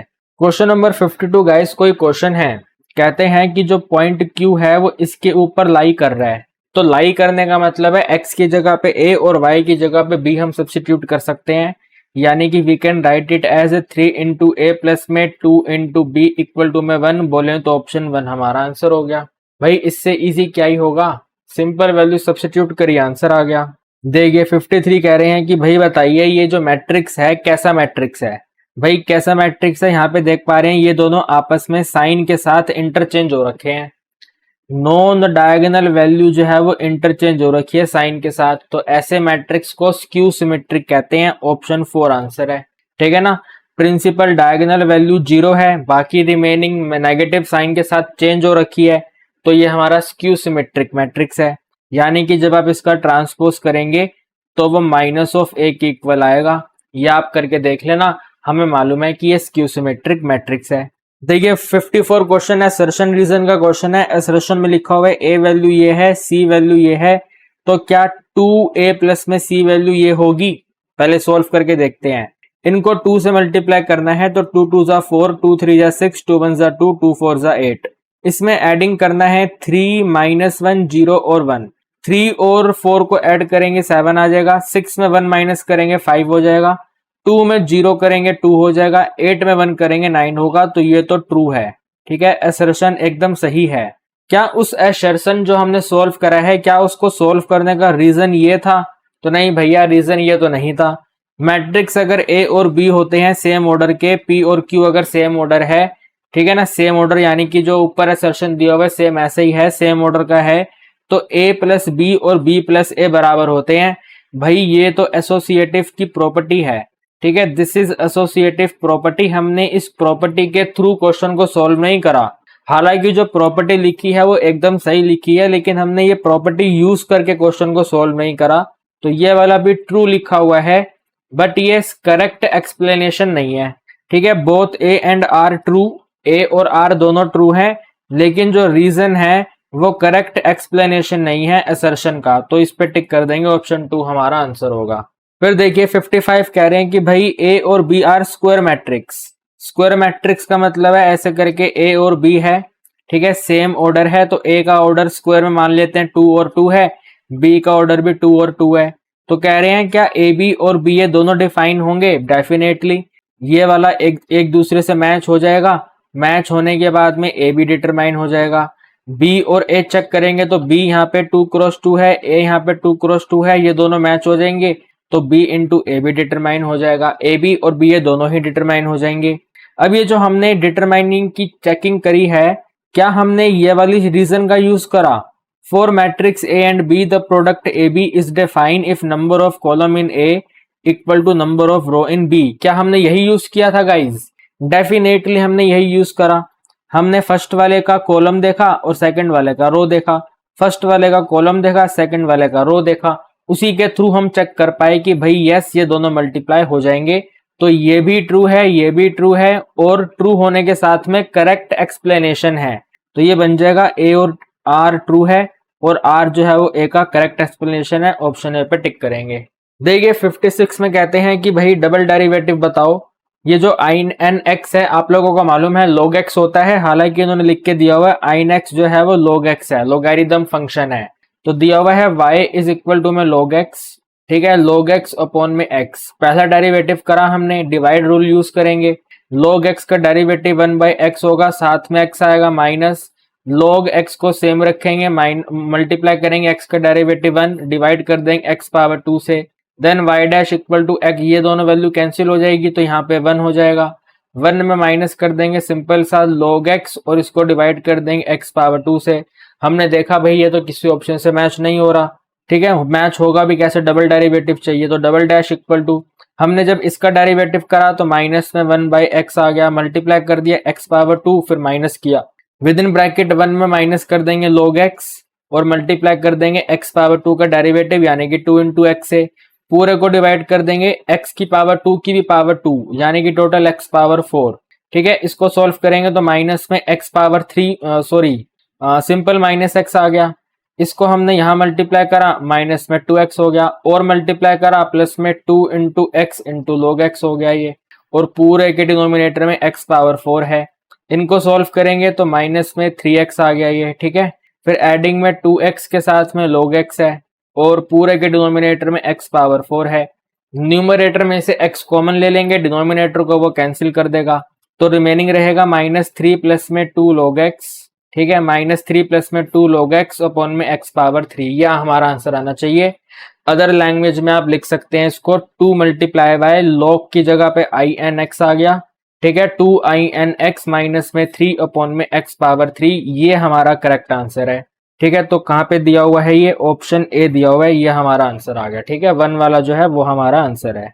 देखिए 57 क्वेश्चन बिल्कुल 100% इजी क्वेश्चन है, कहते हैं कि कॉस्ट फंक्शन जो है वो ये है, तो output at which marginal cost minimum, हमें मार्जिनल कॉस्ट को मिनिमम बताना है, कौन सी वैल्यू पे है, तो पहले तो मार्जिनल कॉस्ट डिटरमाइन करो इसका डेरिवेटिव करके, भाई मिनिमम बताने से पहले मार्जिनल कॉस्ट को डिटरमाइन करो, तो 300x का डेरिवेटिव 300 हो जाएगा, 10x 2 का डेरिवेटिव माइनस में 20 इंटू एक्स हो जाएगा, 3 बेस पे आएगा, 3 को कट कर देगा तो 2x पावर 2 हो जाएगा, ठीक है ना, सॉरी 2 नहीं रहेगा, x पावर 2 रहेगा, ठीक है ना गाइस, साथ में कितना रहेगा यहाँ पे x पावर 2 रहेगा, ये हमारा मार्जिनल कॉस्ट है। अब इस मार्जिनल कॉस्ट को हमें बताना है कौन सी वैल्यू पे मिनिमम है, ठीक है ना, कौन सा आउटपुट पे हमारा मार्जिनल कॉस्ट मिनिमम है, तो अब इसका दोबारा डेरिवेटिव करेंगे और क्रिटिकल वैल्यू को डिटरमाइन करेंगे, तो यहाँ पे लिखेंगे भाई हम d/dx करने जा रहे हैं mc का, 300 0 हो जाएगा, 20 इंटू एक्स 20 हो जाएगा और x की पावर 2 2x हो जाएगा, इसके बाद d ऑफ mc अपॉन में dx को 0 करेंगे सो दैट हम क्रिटिकल वैल्यू डिटरमाइन कर सकें, माइनस में 20 प्लस में 2x इक्वल टू 0 है, तो 2x का वैल्यू टोटल 20 है यानी कि x का वैल्यू 10 है, तो बोलेंगे भैया 10 यूनिट पे मार्जिनल कॉस्ट मिनिमम है। ठीक है ना guys, note total cost, marginal cost हमारा 10 यूनिट पे मिनिमम है। ओके, फिर देखिए 58 में कहते हैं कि भैया इनका क्रिटिकल वैल्यू बताओ। क्रिटिकल वैल्यू का मतलब है सिंपल सो डेरिवेटिव करके जीरो से इक्वेट करके एक्स की वैल्यूज बताओ क्या बनेगी। तो ये बन जाएगा यहाँ पे 3 इंटू एक्स पावर 2 माइनस में 4 इंटू एक्स प्लस में 1 और वो जीरो हो जाएगा। इस वाली वैल्यू को इक्वल टू जीरो करना है, 3 को 1 से मल्टीप्लाई करेंगे 3 आएगा, प्लस करने पे 4 आना चाहिए। तो यहाँ लिखेंगे 3x² माइनस में 3 इंटू एक्स माइनस में x प्लस में 1 इक्वल टू में 0। इनमें से कॉमन ले लेंगे, हमारा 3x कॉमन आ गया, फिर यहाँ पे x माइनस 1 आ गया, माइनस 1 कॉमन ले लिया, x माइनस 1 हो गया इक्वल टू 0। एक ब्रैकेट तो यह आ गया x माइनस 1, इसको 0 से इक्वेट करेंगे, x की वैल्यू 1 आ गई। एक ब्रैकेट इनको मिला के बनेगा यानी कि 3x माइनस 1 इक्वल टू में 0, तो हमारे x का वैल्यू 1/3 आ गया। तो 1/3 1 ये दिया है, 3 हमारा आंसर हो गया। देखिए आप देख ही पा रहे हैं 59 नंबर पे कह रहे हैं वेरियांस का वैल्यू बताओ। ठीक है ना गाइस, क्या बताना है अपने को, वेरियांस का वैल्यू बताना है। तो हम यहाँ पे नोट करेंगे भाई पहले x की वैल्यू, ठीक है, x के साथ में p की वैल्यू, p के साथ में हम यहाँ पे नोट करेंगे भाई x इंटू में p, और इसके बाद यहाँ पे x की पावर 2 करेंगे, और फिर यहाँ पे x इंटू p, x की पावर 2 इंटू p फाइंड करेंगे। ठीक है, दिया हुआ है 1 है, 2 है, 3 है, 4 है, 5 है। ठीक है, 1 2 3 4 5 करके वैल्यू दे रखी है अपने को। 1 का स्क्वायर करेंगे 1 हो जाएगा, 2 का स्क्वायर 4 हो जाएगा, 3 का स्क्वायर 9 आ जाएगा, 4 का स्क्वायर 16 हो जाएगा, 5 का स्क्वायर 25 हो जाएगा। ठीक है ना गाइस, प्रोबेबिलिटी यहाँ पे k दिया हुआ है, यहाँ पे 2k दिया हुआ है, यहाँ पे 3k दिया हुआ है, फिर यहाँ पे दोबारा 2k है और यहाँ पे k है। यहाँ पे मल्टीप्लाई करेंगे k हो जाएगा, इनका मल्टीप्लाई 4k हो जाएगा, इनका मल्टीप्लाई 9k होगा, इनका मल्टीप्लाई कितना होगा 4 2 जा 8k, और यहाँ पे मल्टीप्लाई 5k। इनको एडिंग कर लो यहाँ पे। ठीक है, 1 में 4 प्लस करेंगे तो 5 हो गया, 5 में 9 प्लस करेंगे गाइस कितना आएगा, यहाँ 5 में 5 कर लो, 5 में 5 10 हो गया, 10 में 18 8 10 में 8 करा तो 18 हो गया, और 18 में 9 करेंगे तो 27 हो गया ये। ठीक है, कितना आ गया जी 27k आ गया ये वाला वैल्यू, है ना। तो अब यहाँ पे x की पावर 2 इंटू पी, तो 1 को k से करेंगे तो भाई k ही रहेगा, 4 को 2k से करेंगे 8k हो जाएगा, 9 को 3 से करेंगे 27k हो जाएगा, 16 को 2 से करेंगे 32k हो जाएगा, 25 को करेंगे तो 25 इंटू k हो जाएगा। इनका भी टोटल कर लेंगे। ठीक है, 25 और 2 7 7 14, ठीक है, 7 7 14, 14 और 8 आपका 26 में 1 ऐड करा तो 27, 2 हमारा कैरी है, 2 और 2 प्लस करा 4, 4 में 2 प्लस करा 4 और 2 हो गया है टोटल 8, है ना, 4 और 2 6, और 6 में 3 प्लस करा तो 9 आ गया ये। ठीक है, यहाँ पे लिखेंगे भाई वेरियांस जो होता है वो summation of p into x square minus में समेशन ऑफ पी एक्स का होल स्क्वायर होता है, यानी कि 97k माइनस में 27k का होल स्क्वायर होगा हमारा आंसर। ठीक है जी, ओके। अब k का वैल्यू अपने को चाहिए, तो यहाँ पे लिखेंगे भी इसका वैल्यू टोटल 1 होना चाहिए, तो 1 और 2 3 हो गया, 1 और 2 3 हो गया, 3 और 3 6 और 3 9 आ गया, 9k आ गया। ठीक है, तो 9k का वैल्यू जो है वो 1 है, यानी कि k का वैल्यू हमारा 1/9 है। तो यहाँ पे आ जाएगा 97 इंटू में 1/9 माइनस में 27 इंटू में 1/9 का होल स्क्वायर, 9 और 27 3 हो जाएगा, 3 का स्क्वायर यहाँ पे 9, तो 97/9, यहाँ पे भी 97/9, 9 9 जा 81, 97 माइनस में 81/9, 7 में 1 माइनस करा तो 6 आ गया, यहाँ पे 1 आ गया, 16/9 आ रहा है, 16/9, अरे कहीं दिया ही नहीं हुआ, ये क्या हो रहा है, 16/9 हमें नहीं दिया हुआ है, ऑप्शन मिस्टेक हो रहे हैं हमारे। ठीक है गाइज, आप देख लेना गाइज, ठीक है, 16/9 मेरी कैलकुलेशन आ रही है, बाकी आप चेक कर लेना, कहीं मैंने एरर करा है तो आप इसको करेक्ट कर लेना। 7 में 1 माइनस करेंगे 6, 7 में 1 माइनस करेंगे 6 हो जाएगा, 9 में 8 माइनस करेंगे 1 हो जाएगा, डिवाइड बाय 9, 16/9, 16/9 तो भैया है ही नहीं, कहीं पे मिस्टेक करी होगी हमने, कहाँ पे मिस्टेक कर दी भैया, इसके एडिशन में मिस्टेक हुई होगी, इसके एडिशन में 5 और 2 7, 7 और 7 14, ठीक है ना, 7 और 7 14 और 8 22 में 1 प्लस करेंगे 23 होगा ना यहाँ पे गाइज, यहाँ पे 3 होगा, ये 93 होगा, यहाँ पे 93 आएगा, यहाँ पे 93 आएगा, यहाँ पे 93 आएगा, तो 3 में 1 माइनस करेंगे 2 हो जाएगा। 12/9, 12/9 का मतलब है 3 4 जा और 3 3 जा, तो 4/3 ये हमारा आंसर आ गया। ठीक है गाइस, ऑप्शन नंबर 1 जो है वो हमारा आंसर है, 4/3 जो है वो हमारा वेरियांस है। 60 क्वेश्चन तो गाइस वेरी सिंपल क्वेश्चन है यार, इन्हें मल्टीप्लाई कर दो, बस मल्टीप्लाई करके एडिंग कर दो, इसको तो करने की जरूरत ही नहीं है। -4 को यहाँ मल्टीप्लाई करेंगे तो माइनस में 0.4 हो गया, यहाँ पे माइनस में 0.6 आ गया, यहाँ पे माइनस में 0.6 आ गया। इन दोनों को एडिंग करा, माइनस में 1.2 आ गया और माइनस में 0.4 है तो -1.6 सी आंसर हो गया। ठीक है जी, -1.6 आंसर आ गया। 61 क्वेश्चन देखेगा, इस बताना है कि जो हमें 4 ऑप्शन दिए गए हैं इनमें से गलत वैल्यू कौन सी है, राइट, इनकरेक्ट ऑप्शन कौन सा है। तो थ्योरी बेस्ड क्वेश्चन है, आप लोगों को मालूम ही है कि स्टैंडर्ड डेविएशन स्क्वायर रूट होता है वेरियांस का, तो ये तो 100% सही है। ठीक है, ई का मतलब है यहाँ पे मीन, तो आपने क्या करा, कैपिटल एक्स को ए से मल्टीप्लाई करा और उसमें बी ऐड कर दिया और फिर उसका मीन फाइंड करा, तो ये किसके इक्वल होगा, तो कहते हैं कि भैया a इंटू में ई एक्स होगा, यानी कि a वाला कॉमन आ जाएगा। बल्कि यहाँ पे एक चीज और आएगी, ये जो b लिखा हुआ है ना, ये भी इसके अंदर इंक्लूड रहेगा।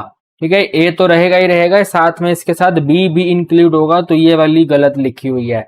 वेरियांस में ऐसा नहीं होता, वेरियांस में हम इस a का स्क्वायर कर देते हैं, तो ये एकदम सही लिखा हुआ है। और 4th नंबर पे तो वेरियांस का फॉर्मूला ही है, ठीक है ना, ये expected value of x square है, यानी कि ये summation of P x square लिखा हुआ है। एक्सपेक्टेड वैल्यू ऑफ एक्स यानी कि समेशन ऑफ पी एक्स है, इसका स्क्वायर करेंगे तो इस तरीके से नोट होता है ये, तो ये तो एकदम सही है। ऑप्शन 2 गलत लिखा हुआ था, वो हमारा आंसर है। ठीक है, ये प्रॉपर्टी बेस्ड क्वेश्चन है, तो आप थोड़ी सी प्रॉपर्टीज पढ़ लेना। ठीक है, this is property based question, तो थोड़ी बहुत प्रॉपर्टी आप लोग पढ़ लेना, जैसे इसमें दिया हुआ है इसी तरीके का प्रॉपर्टी आपको अपने एग्जाम में भी देखने को मिल सकता है। देखिए क्वेश्चन नंबर 62 कहते हैं कि भैया mean of the number obtain on throwing a die, एक ऐसे डाई को हमने थ्रो किया है और उस डाई के ऊपर जो नंबर लिखे हुए हैं उसका मीन बताओ। तो डाई पे क्या क्या लिखा हुआ है, 1 लिखा हुआ है 3 फेस पे, 2 लिखा हुआ है 2 फेस पे, 5 लिखा हुआ है 1 फेस पे। भाई डाइस पे 1 2 3 4 5 6 ऐसे करके फेसिस होते हैं, तो कह रहे हैं कि भाई यहाँ 1 लिखा हुआ है 1 लिखा हुआ है और इधर भी 1 लिखा हुआ है, 3 फेस पे 1 लिखा हुआ है, ठीक है, 2 फेस पे 2 लिखा हुआ है ऐसे करके, और सिर्फ एक फेस पे 5 लिखा हुआ है। तो हमारा जो रैंडम वेरिएबल है गाइस वो 1 है 2 है और 5 है। ठीक है ना, हम जब डाइस को थ्रो करेंगे तो 1 2 और 5 ही आएगा। इस 1 का प्रोबेबिलिटी हो जाएगा टोटल 1 कितना है 3 है ना, ये 3/6। ठीक है ना, 3 फेवरेबल आउटकम है 6 में से, तो 3/6। 2 का प्रोबेबिलिटी हो जाएगा 2/6 क्योंकि ये 2 फेवरेबल आउटकम है। 5 का प्रोबेबिलिटी हो जाएगा 1/6 क्योंकि 1 ही फेवरेबल आउटकम है। इन्हें मल्टीप्लाई करेंगे तो यहाँ पे ये टोटल 3/6 रहेगा, इन्हें मल्टीप्लाई करेंगे ये 4/6 हो जाएगा, इन्हें मल्टीप्लाई करेंगे 5/6 हो जाएगा, 5 और 4 ऐड करेंगे 9 हो जाएगा, 9 में हम 3 ऐड करेंगे तो टोटल 12/6 होगा, 12/6 का मतलब है 2 आंसर होगा, ये रहा सेकंड हमारा आंसर हो गया। भाई 63 नंबर का क्वेश्चन एक प्रॉपर्टी बेस्ड क्वेश्चन है, कह सकते हैं डेफिनेशन बेस्ड क्वेश्चन है। इंडेक्स नंबर क्या होते हैं, तो भैया स्पेशल एवरेज होते हैं, स्पेशल टाइप के एवरेज होते हैं जिसको हम परसेंटेज टर्म में डिनोट करते हैं। तो 4th नंबर वाला हमारा आंसर होगा इसका। ठीक है, बाकी जो लिखा हुआ है सब ये गलत लिखा हुआ है। 64 नंबर के क्वेश्चन को गाइस करने का कोई भी छोटा मेथड नहीं है, देयर इज नो शॉर्टकट। तो ये वाले क्वेश्चन को आप अपने आप करेंगे, ठीक है, यूर सेल्फ करेंगे, आप लोगों को ग्राफ बना करके क्वेश्चन सोल्व करना पड़ेगा, तो ये वाला क्वेश्चन आप अपने आप से करेंगे। ठीक है, ओके गाइस, एक इस इक्वेशन का ग्राफ बनेगा, इसका ग्राफ बनेगा, इसका ग्राफ बनेगा, 3 इक्वेशन का ग्राफ बनेगा। ग्राफ बनाने के बाद में पूरा फुल एलपीपी का जो डिटेल मेथड होता है ना वो होगा। एंड आप लोगों को मालूम होना चाहिए कि आपको एग्जाम में ना 10 क्वेश्चन स्किप करने हैं। तो मैं तो कहता हूं कि क्योंकि ये वाला question very very long question है, टाइम इसके अंदर ज्यादा लगेगा, तो इसको आप स्किप वाले क्वेश्चन की कैटेगरी में रखो, है ना। यह वाला क्वेश्चन आपके स्किप वाले क्वेश्चन की कैटेगरी में सबसे पहला क्वेश्चन होना चाहिए, क्योंकि ये वाला क्वेश्चन बहुत बड़ा हो जाएगा, सोल्व करने में अपने को समय लगेगा। ठीक है, तो अगर आप प्रैक्टिस करना चाहो तो प्रैक्टिस कर लेना, अदरवाइज इसको स्किप कैटेगरी में रखेंगे हम। देखिए ये वाला थ्योरी बेस्ड क्वेश्चन है, फटाफट तुरंत सोल्व हो जाएगा। कहते हैं कि value of an objective function is maximum under the linear constant, यानी कि हम जब ग्राफ बना लेते हैं सपोज कर लेते हैं छोटा सा ग्राफ हमारा ऐसे आ गया, देखो एक लाइन ऐसे है, एक लाइन ऐसे है, एक लाइन ऐसे है, तो ये हमारा शेडिंग रीजन आ गया। तो अब इसे शेडिंग रीजन में मैक्सिमम वैल्यू डिटरमाइन करनी है, तो जो मैक्सिमम वैल्यू डिटरमाइन करेंगे आइदर इस पे लाई करेगी और इस पे लाई करेगी और इस पे लाई करेगी। तो वर्टेक्स है ये, वर्टेक्स पे लाई करेगी, ठीक है, एट द वर्टेक्स, ठीक है, एट द वर्टेक्स, वर्टेक्स पे लाई करेगी फिजिबल रीजन, फिजिबल रीजन यानी कि शेडिंग रीजन। तो शेडिंग रीजन के किसी भी वर्टेक्स पे लाई करेगी। ये जो हमने यहाँ पे 3 वर्टेक्स फाइंड करे हैं, इन 3 वर्टेक्स के ऊपर लाई करेगी, तो ये 3 नंबर वाला हमारा आंसर हो जाएगा, ठीक है ना। ओके गाइस, 66 क्वेश्चन तो गाइस हर एग्जामिनर का फेवरेट क्वेश्चन होता है। कह रहे हैं कि भैया हमने ग्राफ बना लिया, ग्राफ बनाने के बाद में पता चला कि जो कॉर्नर पॉइंट है वो ये 4 है, ठीक है, ये 4 हमारे कॉर्नर पॉइंट है, और कह रहे हैं कि जो ये वाला फंक्शन है ना, ये मैक्सिमम वैल्यू जनरेट कर रहा है इस पॉइंट पे और इस पॉइंट पे। तो पी और क्यू में रिलेशन बताओ। रिलेशन बताने का मतलब है आपको इक्वेशन बताना है, ठीक है। तो आप यहाँ पे भी 15 यहाँ पे सब्सिट्यूट करेंगे, तो x की जगह पे 15 आएगा, तो 15 इंटू पी हो जाएगा, और y की जगह 15 आएगा, 15 इंटू क्यू हो जाएगा। यहाँ पे पुट करेंगे तो x की 0 करेंगे तो 0 p तो 0 ही हो जाएगा, 20 पुट करेंगे तो 20 इंटू में क्यू हो जाएगा, बीच में इक्वल टू का साइन आ गया। हमें अब इसको सोल्व करना है, ठीक है।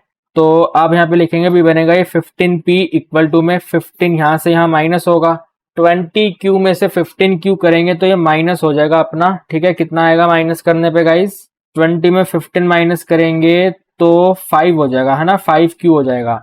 5 1 जा 5 और 5 3 जा 15, तो 3 इंटू पी जो है वो q के इक्वल है, या फिर q जो है वो 3p के इक्वल है। इनमें से कोई एक चीज लिखी हुई होगी ऑप्शन में, चेक करो क्या लिखा हुआ है।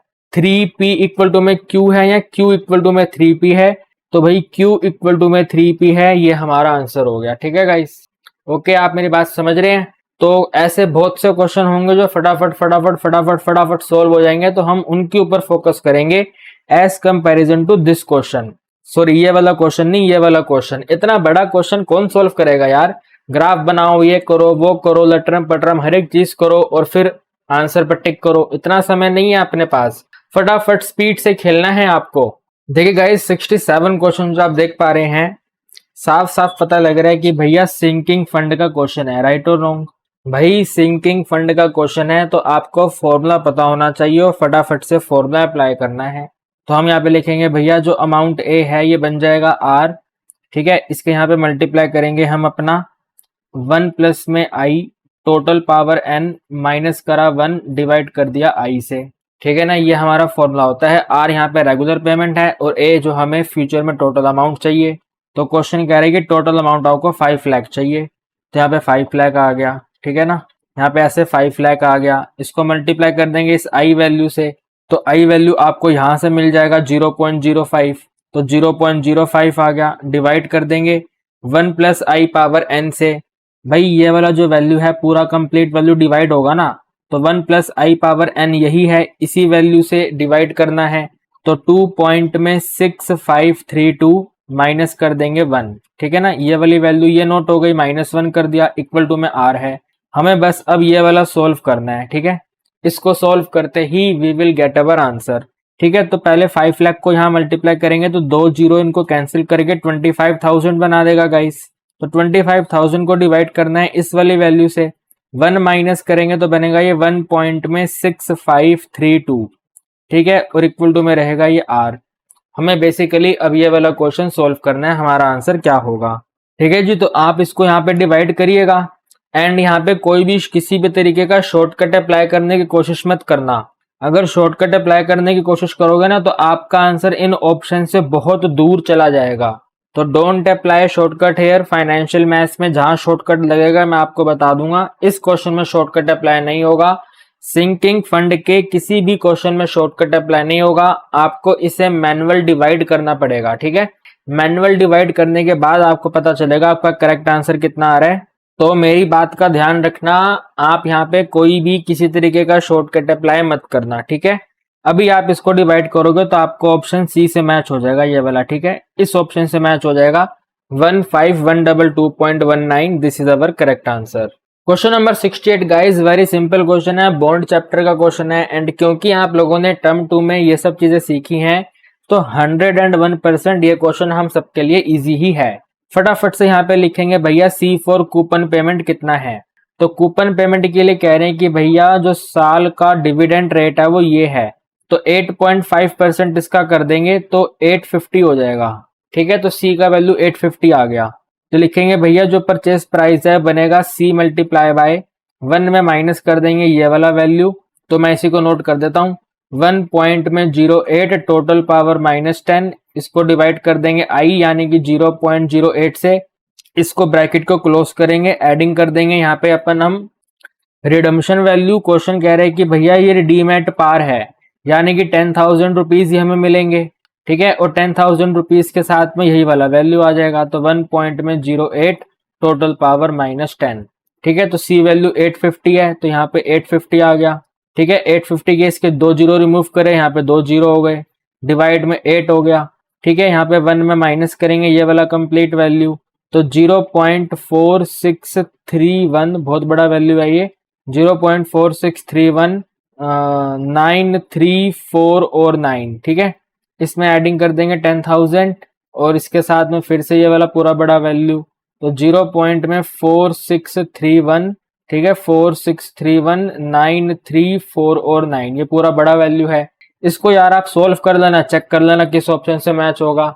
मैं यहाँ पे पूरी कंप्लीट कैलकुलेशन करूं इसका कोई मतलब नहीं बनता, आप अपने आप से सोल्व करो यार। पेपर सीयूईटी का आप लोगों को देना है ना, मुझे तो नहीं देना। मेरा रिस्पॉन्सिबिलिटी था आप लोगों को अंडरस्टैंड करवाना, एक्सप्लेन करना, क्वेश्चन को समझाना। क्वेश्चन को आप समझ गए हैं तो कैलकुलेशन तो आप कर ही लेंगे, तो आप इसको आगे कंटिन्यू कर लो और चेक कर लो आपका आंसर क्या आ रहा है। तो गाइज अगर आपने इसको मैनुअल कैलकुलेशन करा है तो आपका आंसर आना चाहिए ऑप्शन नंबर ए। ठीक है, डेफिनेटली ऑप्शन ए से आप लोगों का आंसर मैच होना चाहिए। ओके, बाकी आप यहाँ पे अपने आप करेंगे भाई, मैं नहीं करूंगा, आपको अपने आप करना ही पड़ेगा। ठीक है, आंसर मैंने आपको बता दिया, ऑप्शन ए आना चाहिए। देखिए गाइज 69 क्वेश्चन जो आप देख पा रहे हैं ना, ये न्यूमेरिकल इनइक्वालिटी का क्वेश्चन है। आपको इन दोनों इनइक्वालिटी को सॉल्व करके देखना है कि क्या ये आंसर आएगा। क्लोज इंटरवल के अंदर 4 से इन्फिनिटी आपका आंसर आ रहा है नहीं आ रहा, पहले तो हमें ये चेक करना पड़ेगा। ठीक है ना, क्योंकि ये असर्शन है, असर्शन सही भी हो सकता है गलत भी हो सकता है, तो पहले चेक करेंगे ये आ रहा है नहीं आ रहा। तो पहले आप इसके ऊपर फोकस करो, -1 दूसरी तरफ जाएगा, +1 हो जाएगा, +1 +1 +2 होगा, 2 2 कैंसिल होगा, तो x का value greater than equal to 1 बनेगा। ठीक है, हमने इसको सोल्व करा, ये आ गया। -4 अपोजिट जाएगा तो प्लस होगा, 8 और 4 करेंगे तो 12 होगा, 3 के टेबल पे कट करेंगे तो यहाँ पे हमारा टोटल वैल्यू 4 आएगा। ठीक है, x का value greater than equal to 4। हमें अब इन दोनों का कॉमन वैल्यू बताना है क्या है, तो कॉमन वैल्यू बताने के लिए ग्राफ बना लो यहाँ पे। ठीक है, यहाँ पे वैल्यू 1 है, यहाँ पे वैल्यू 2 है, यहाँ पे वैल्यू 3 है, यहाँ पे वैल्यू 4 है, और इसी तरह यहाँ पे वैल्यू 5 आएगा, यहाँ पे इन्फिनिटी आएगा। ठीक है ना गाइस, इधर हमारा इन्फिनिटी आएगा 1 2 3 एंड 4 और आगे इन्फिनिटी आएगा। तो 1 से ग्रेटर, ठीक है, 1 और 1 से ग्रेटर इस तरफ को, 4 और 4 से ग्रेटर, 4 और 4 से ग्रेटर इस तरफ को। हमें इसके अंदर कॉमन शेड चेक करना है। ठीक है, कॉमन क्या है, तो कॉमन तो ये वाला पोर्शन है, ये वाला। ठीक है, 4 और 4 से ग्रेटर वाला कॉमन है, तो आंसर बनेगा क्लोज इंटरवल 4 से लेकर के इन्फिनिटी ओपन इंटरवल। ये वाला जो इंटरवल है ना, ये गलत लगा हुआ है, तो यानी कि असर्शन हमारा गलत हो गया। ठीक है, असर्शन रॉन्ग है। ठीक है, ए हमारा फॉल्स है। ठीक है, ए इज फॉल्स, ए फॉल्स है। आर में लिखा हुआ है जब आप लीनियर इनइक्वेशन सोल्व करते हो तो क्या इंटरसेक्शन चेक करते हो, यानी कि कॉमन पोर्शन चेक करते हो, तो यस हम कॉमन पोर्शन ही चेक करते हैं 101%। तो हमारा ए फॉल्स है, आर ट्रू है, 4 नंबर पे टिक कर देंगे। ठीक है, ओके गाइस, समझ पा रहे हो बात को। देखिए जी 70 नंबर भी आपका न्यूमेरिकल इनइक्वालिटी का ही है, आपको ये मॉड्यूलो इनइक्वालिटी सॉल्व करनी है।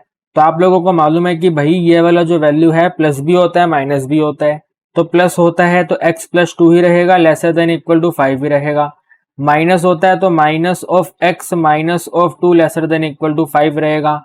भाई माइनस को मैंने यहाँ शिफ्ट करा, -x हो गया, यहाँ पे शिफ्ट करा, -2 हो गया, तो ये -x lesser than equal to -2 वहां पे जाके प्लस होगा, यानी कि 7 कर देगा। हमें x की वैल्यू चाहिए तो x यहाँ पे जाएगा, तो ऐसे हो जाएगा x greater than equal to 7 हो जाएगा। यहाँ पे आएगा x lesser than equal to 2, वहां पे जाएगा 3 हो जाएगा। तो x की वैल्यू 7 से ग्रेटर है और 3 से कम है। ठीक है ना गाइस, सॉरी गाइस, 7 यहाँ पे माइनस आएगा ना, इधर -7 आएगा, तो -7 से ग्रेटर है और 3 से स्मॉलर है। तो ये नंबर लाइन है, यहाँ पे -7 है, यहाँ पे 3 है, 7 से ग्रेटर इस तरफ को है, 3 से छोटे नंबर इस तरफ को है, तो ये वाला कॉमन पोर्शन आंसर है। ठीक है, -7 से 3, -7 से 3 ये दिया हुआ है क्लोज इंटरवल। ठीक है ना guys, close interval option A हमारा आंसर हो जाएगा। एग्जाम में ध्यान से टिक करना, इसमें क्लोज इंटरवल भी है, ओपन इंटरवल भी है, तो यहाँ पे क्वेश्चन में क्लोज इंटरवल है, तो क्लोज इंटरवल वाला आंसर है, फर्स्ट वाला हमारा आंसर है। देखिए भाई 71 क्वेश्चन में हमारे स्टैट्स का थ्योरी पोर्शन है, तो कहते हैं स्टैटिस्टिकल कॉन्स्टेंट्स या फिर मेजर एक पॉपुलेशन के, जैसे कि आपने पॉपुलेशन मीन फाइंड करा, पॉपुलेशन वेरिएंस फाइंड करा, तो इन्हें क्या पैरामीटर कहते हैं? बिल्कुल सही है भैया, पैरामीटर ही कहते हैं, ट्रू है।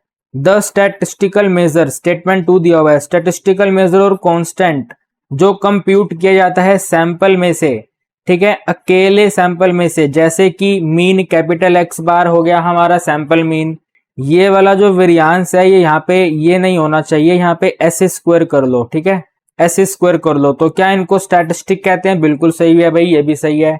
तो बोथ स्टेटमेंट 1 और 2 ट्रू हैं, ऑप्शन ए पे टिक कर देंगे, दोनों की दोनों स्टेटमेंट अपने आप में सही है। ठीक है ना गाइस, दोनों स्टेटमेंट अपने आप में एकदम सही है, कहीं कोई दिक्कत तकलीफ नहीं है। देखिए भाई 72 नंबर कहता है a set of statistical observation taken at different point of time, अलग अलग पॉइंट ऑफ टाइम पर जो डेटा कलेक्ट किया जाता है, क्या उसको टाइम सीरीज कहते हैं? बिल्कुल सही है भैया, टाइम सीरीज कहते हैं, ये ट्रू स्टेटमेंट है। The table given below time series 2010, 2011, 2012, या आपको डेटा दिया हुआ है, ईयर दिया हुआ है, ठीक है ना, और इस ईयर पे आपने क्या करा है? शुगर प्रोडक्शन चेक करा है, बिल्कुल सही है भैया, टाइम सीरीज ही है। तो दोनों स्टेटमेंट ट्रू है, both 1 and 2 statement true, 1 answer आ गया भाई। 73 क्वेश्चन दोबारा से फाइनेंशियल मैथ्स के परपेचुटी का क्वेश्चन है, और सबसे बढ़िया बात है कि बिगिनिंग का क्वेश्चन है।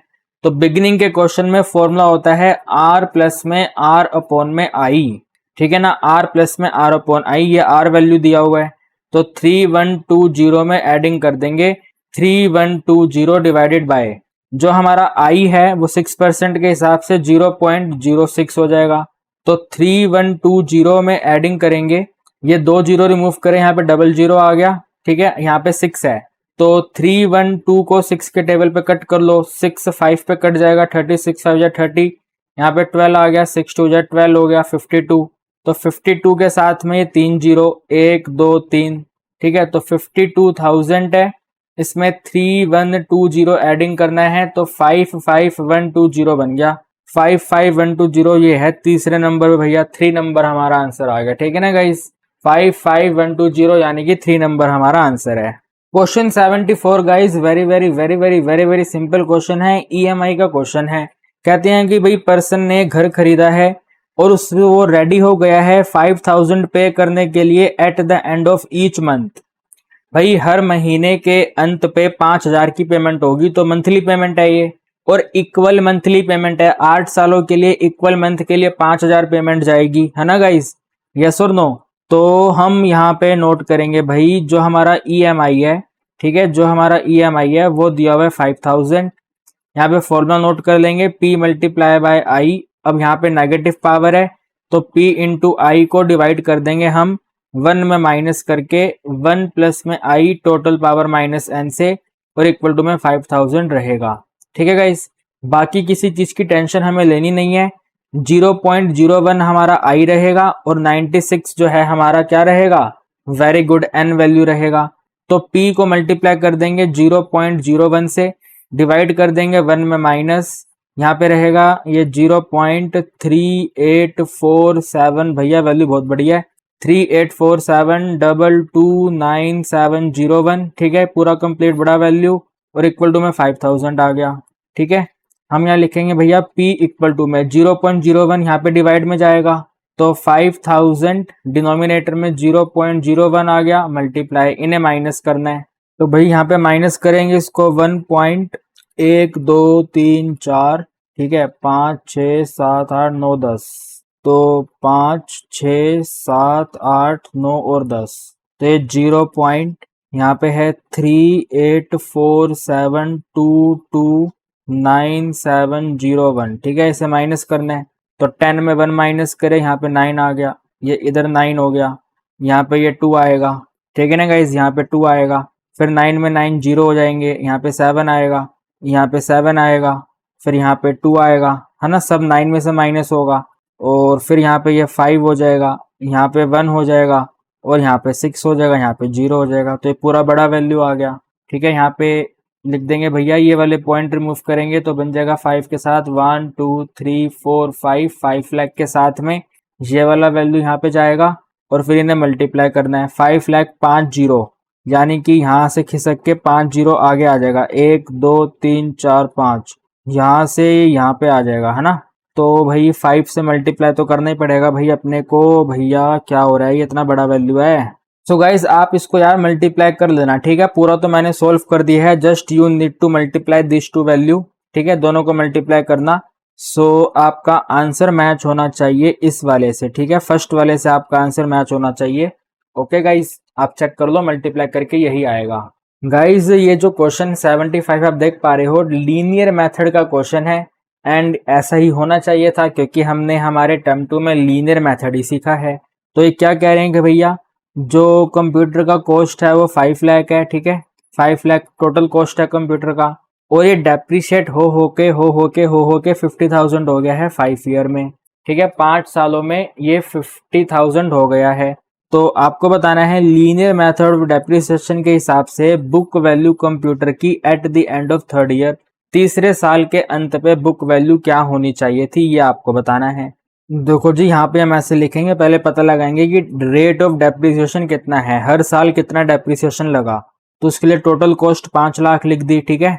ये टोटल कॉस्ट 5 लाख कम हो रही है तो माइनस कर दिया, और ये माइनस हुई कितने साल है, तो टोटल 5 साल हुई है, तो यहाँ पे 5 कर दिया और मल्टीप्लाई डी कर दिया, डी फॉर डेप्रिसिएशन, ठीक है। 5 लाख में से डी डेप्रिसिएशन लगा 5 साल के लिए, तो क्वेश्चन कह रहा है कि टोटल वैल्यू 50,000 हो गया, ठीक है ना। यही कह रहा है ना कि भाई 5 लाख की वैल्यू स्क्रैप वैल्यू 50,000 हो गई है 5 सालों में। तो भाई 5 साल के लिए डेप्रिसिएशन लगा है, तो 5 लाख में 5 इंटू डी माइनस करेंगे तो टोटल वैल्यू 50,000 होनी चाहिए। तो यहाँ पे 5D वैल्यू कैलकुलेट कर लेंगे, ठीक है। 50,000 यहाँ से यहाँ आएगा, माइनस होगा तो 4,50,000 हो जाएगा, और इक्वल टू में बन जाएगा 5 इंटू में डी, यहाँ से यहाँ पे प्लस हो गया, तो डी का वैल्यू आ गया भैया 90,000, ठीक है। कितना आ गया जी, 90,000 आ गया। तो यानी कि हर साल 90,000 का डेप्रिसिएशन लगा है। अगर एक साल 90,000 का डेप्रिसिएशन लगा है गाइस, तो सोचने वाली बात है 3 साल में 90,000 इंटू में 3 2,70,000 डेप्रिसिएशन लगा होगा, ठीक है ना। तो 5 सालों में 5 लाख में 270 माइनस कर दो, 3 साल का डेप्रिसिएशन माइनस कर दो। कह रहे हैं ना कि 3 साल के अंत पे कितना कितना बुक वैल्यू होगा हमारे इसका कंप्यूटर का, तो भाई 3 साल के लिए 2,70,000 का डेप्रिसिएशन माइनस करेंगे तो टोटल बन जाएगा 2,30,000। कितना आ गया जी, 2,30,000। तो ये हमारा आंसर है, ऑप्शन सी हमारा आंसर हो गया इसका। देखिए गाइस 76 क्वेश्चन आप देख ही पा रहे हैं भाई, इंडेक्स नंबर में आपको लास्प्रे मेथड के हिसाब से इंडेक्स वैल्यू बतानी है। तो आपको मालूम है कि भाई लास्प्रे मेथड जो है ये बेस मानते हैं हमारे प्रीवियस ईयर के क्वांटिटी को, ठीक है ना, प्रीवियस ईयर के क्वांटिटी को। तो यहाँ पे लिखो भाई ये वाला P0 है, ये वाला Q0 है, ये वाला P1 है, और ये वाला Q1 है।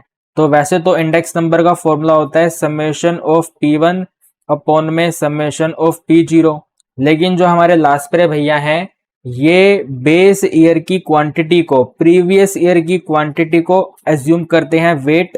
तो यहाँ पे रहेगा Q0 और यहाँ पे रहेगा Q0, ठीक है। यानी कि हमें P1 Q0 का टोटल चाहिए, P0 Q0 का टोटल चाहिए, ठीक है। P1 Q0 का टोटल इन दोनों का मल्टीप्लाई करके इनको टोटल करना है, ठीक है।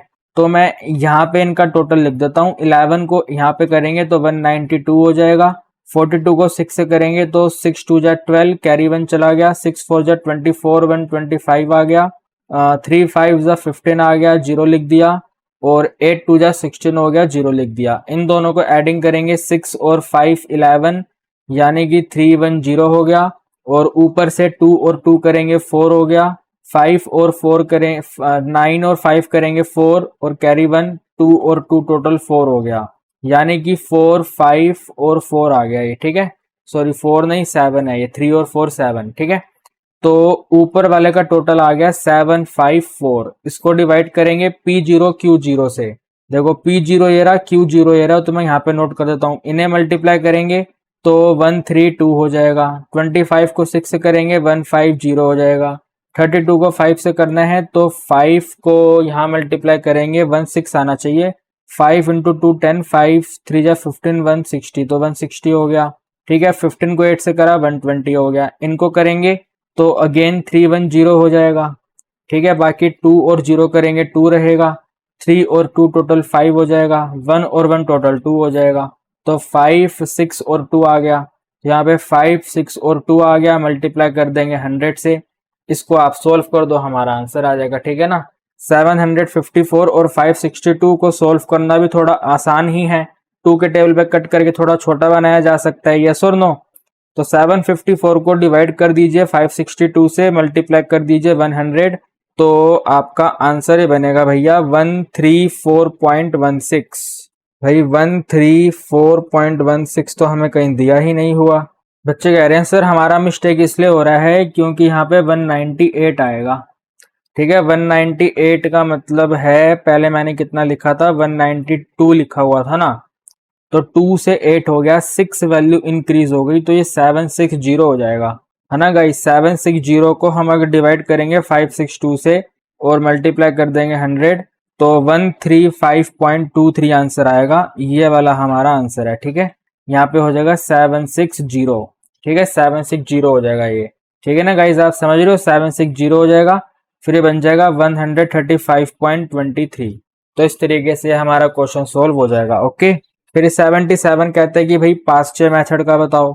तो यहाँ पे लिखेंगे समेशन ऑफ P1 अपॉन में समेशन ऑफ P0 तो होगा, लेकिन जो हमारे पास्ट भैया हैं ये करंट ईयर की क्वांटिटी को बेस लेते हैं। तो ये हमारा Q1 है, ये हमारा यहाँ पे Q0 है, ये हमारा P1 है और ये हमारा P0 है। तो इस बार हमें Q1 वाला वैल्यू चाहिए। ठीक है, यहाँ पे भी Q1 और यहाँ पे भी Q1, P1 और Q1 का मल्टीप्लाई, इन दोनों का मल्टीप्लाई, इन दोनों का मल्टीप्लाई, इन दोनों का मल्टीप्लाई, इन दोनों का मल्टीप्लाई। 12 को 2 से करेंगे 24, 0 का 0। 15 को 3 से करेंगे 45, 0 का 0। 10 को 42 से करेंगे 42 और 0, इनको मल्टीप्लाई करना पड़ेगा। भाई 35 को अगर 18 से मल्टीप्लाई कर देंगे तो 630 हो जाएगा। ठीक है, कितना हो जाएगा जी, 630 हो जाएगा। 630 में अगर 420 ऐड करेंगे और इसमें भी अगर आप 450 ऐड करेंगे और इसमें भी अगर 240 ऐड करेंगे तो ये 1740 आ जाएगा। ठीक है, डिनोमिनेटर में P0 Q1 चाहिए, P0 ये रहा और Q1 वहां पे है। तो 12 का मल्टीप्लाई इससे करेंगे, 25 को 10 से करेंगे, 32 को 15 से करेंगे और 15 को 12 से करेंगे। ठीक है, तो यहाँ पे मैं नोट कर लेता हूँ, यहाँ पे आप नोट कर लो भैया, एक P0 चाहिए, Q1 चाहिए। ठीक है, सबसे पहले 35 को 12 से करना है। 35 इंटू 12 करेंगे तो यहाँ पे आप नोट कर दो भैया 420 हो जाएगा। कितना हो जाएगा जी, 420 हो जाएगा। फिर हम 10 को करेंगे 25 से तो 250 आ जाएगा। फिर 15 का मल्टीप्लाई करेंगे 32 से। भाई 15 का मल्टीप्लाई करना है 32 से। ठीक है जी, 15 का मल्टीप्लाई करना है 32 से तो 480 हो जाएगा। और 12 को करना है 15 से। ठीक है जी, 12 को करना है 15 से। ओके, 12 को मल्टीप्लाई करना है 15 से तो इट इज 180। इन्हें एडिंग कर लो। ठीक है जी, 180 में एडिंग कर दो 480, उसमें भी एडिंग कर दो 250। ठीक है ना गाइस, और 250 में एडिंग कर देंगे 420, तो ये 1330 हो जाएगा। यहाँ पे 1330 लिख देंगे, मल्टीप्लाई कर देंगे 100 से। ठीक है जी, जल्दी से सॉल्व कर दो। 0 कैंसिल कर लो, 174 को आप डिवाइड कर दो 133 से, मल्टीप्लाई कर दो 100, तो भाई ये आंसर आएगा 13083। ये आ गया आंसर, ऑप्शन नंबर 1 आंसर आ गया। ठीक है गाइस, ओके। 78 क्वेश्चन क्या कह रहा है, 78 क्वेश्चन कह रहा है कि भाई ऐसे ऐसे ऐसे ऐसे ये दिया हुआ है और देने के बाद में Fisher method is considered ideal. भाई जो फिशर मेथड है वो आइडियल क्यों है, बताइए गाइस, आप बताइए। फिशर मेथड हमारा जो है वो आइडियल इंडेक्स क्यों है, why it is ideal index, क्योंकि ये टाइम रिवर्सल टेस्ट को सेटिस्फाई करता है और ये ज्योमेट्रिक मीन होता है। ठीक है ना, फिशर इंडेक्स जो है वो ज्योमेट्रिक मीन होता है लास्प्रे और पास्चे का। लास्ट पे और पास्ट पे का ज्योमेट्रिक मीन होता है तो 1 और 2 दोनों सही है इसके, ये वाला आंसर आ जाएगा 3 नंबर वाला। ठीक है, 79 के कह रहे हैं भैया फिशर मेथड से इंडेक्स वैल्यू बताओ। तो यहाँ पे आप नोट करो पास्ट से कितना है, लास्ट प्रे कितना है। ठीक है, पास्ट से कितना है और लास्ट प्रे कितना है, ये हमने सोल्व किया है। इधर ये रहा पास्ट से, ये रहा, तो पास्ट से है 13083, 130.83। ठीक है, और लास्ट प्रे भी नोट करो, यहाँ पे कितना है हमारा लास्ट प्रे भैया, 135.23। ठीक है, कितना है 135.23। ओके, तो हमारा जो फिशर इंडेक्स है वो इन दोनों के बिटवीन में आएगा, इन दोनों के बीच में आएगा। ठीक है, तो इन दोनों के बीच में आने वाला वैल्यू 140 है क्या, बिल्कुल भी नहीं है। 140 ग्रेटर है दोनों से, 136 भी दोनों से ग्रेटर है, 129 दोनों से छोटा है, तो 133 बचा, ये हमारा आंसर आ गया। Guys this is the best trick, कोई आपको यूट्यूब पे नहीं बताने वाला, ये चाहो तो आजमा के देख लो। यूट्यूब पे कोई भी आपको नहीं बताने वाला कि भैया क्वेश्चन ऐसे भी सोल्व होते हैं, क्वेश्चन को बिना सोल्व करे भी क्वेश्चन सोल्व होते हैं। समझ रहे हो मेरी बात को गाइस? ये तो मेरी आईज ठीक नहीं है तभी मैं आपको सीयूईटी का पढ़ा नहीं पा रहा, अगर मैं पढ़ाता तो भैया तहलका मच जाता, मजा आ जाता आप लोगों को यार। बिना क्वेश्चन सोल्व करे ही क्वेश्चन सोल्व हो जाते, जैसे ये वाला क्वेश्चन सोल्व हो गया। देखिए गाइस 80 क्वेश्चन हमारे सामने हैं और वेरी इजी क्वेश्चन है। कहते हैं द वैल्यू ऑफ P10 बताइए क्या होगा। आप लोगों को ये मालूम है जब हम P01 फाइंड करते हैं, ठीक है, तो P01 फाइंड करने का मतलब होता है समेशन ऑफ P1, ये वाला जो 1 है ना, ये वाला 1, यहीं से ये न्यूमरेटर स्टार्ट होता है, तो summation of P1 divided by summation of P0 multiply by 100।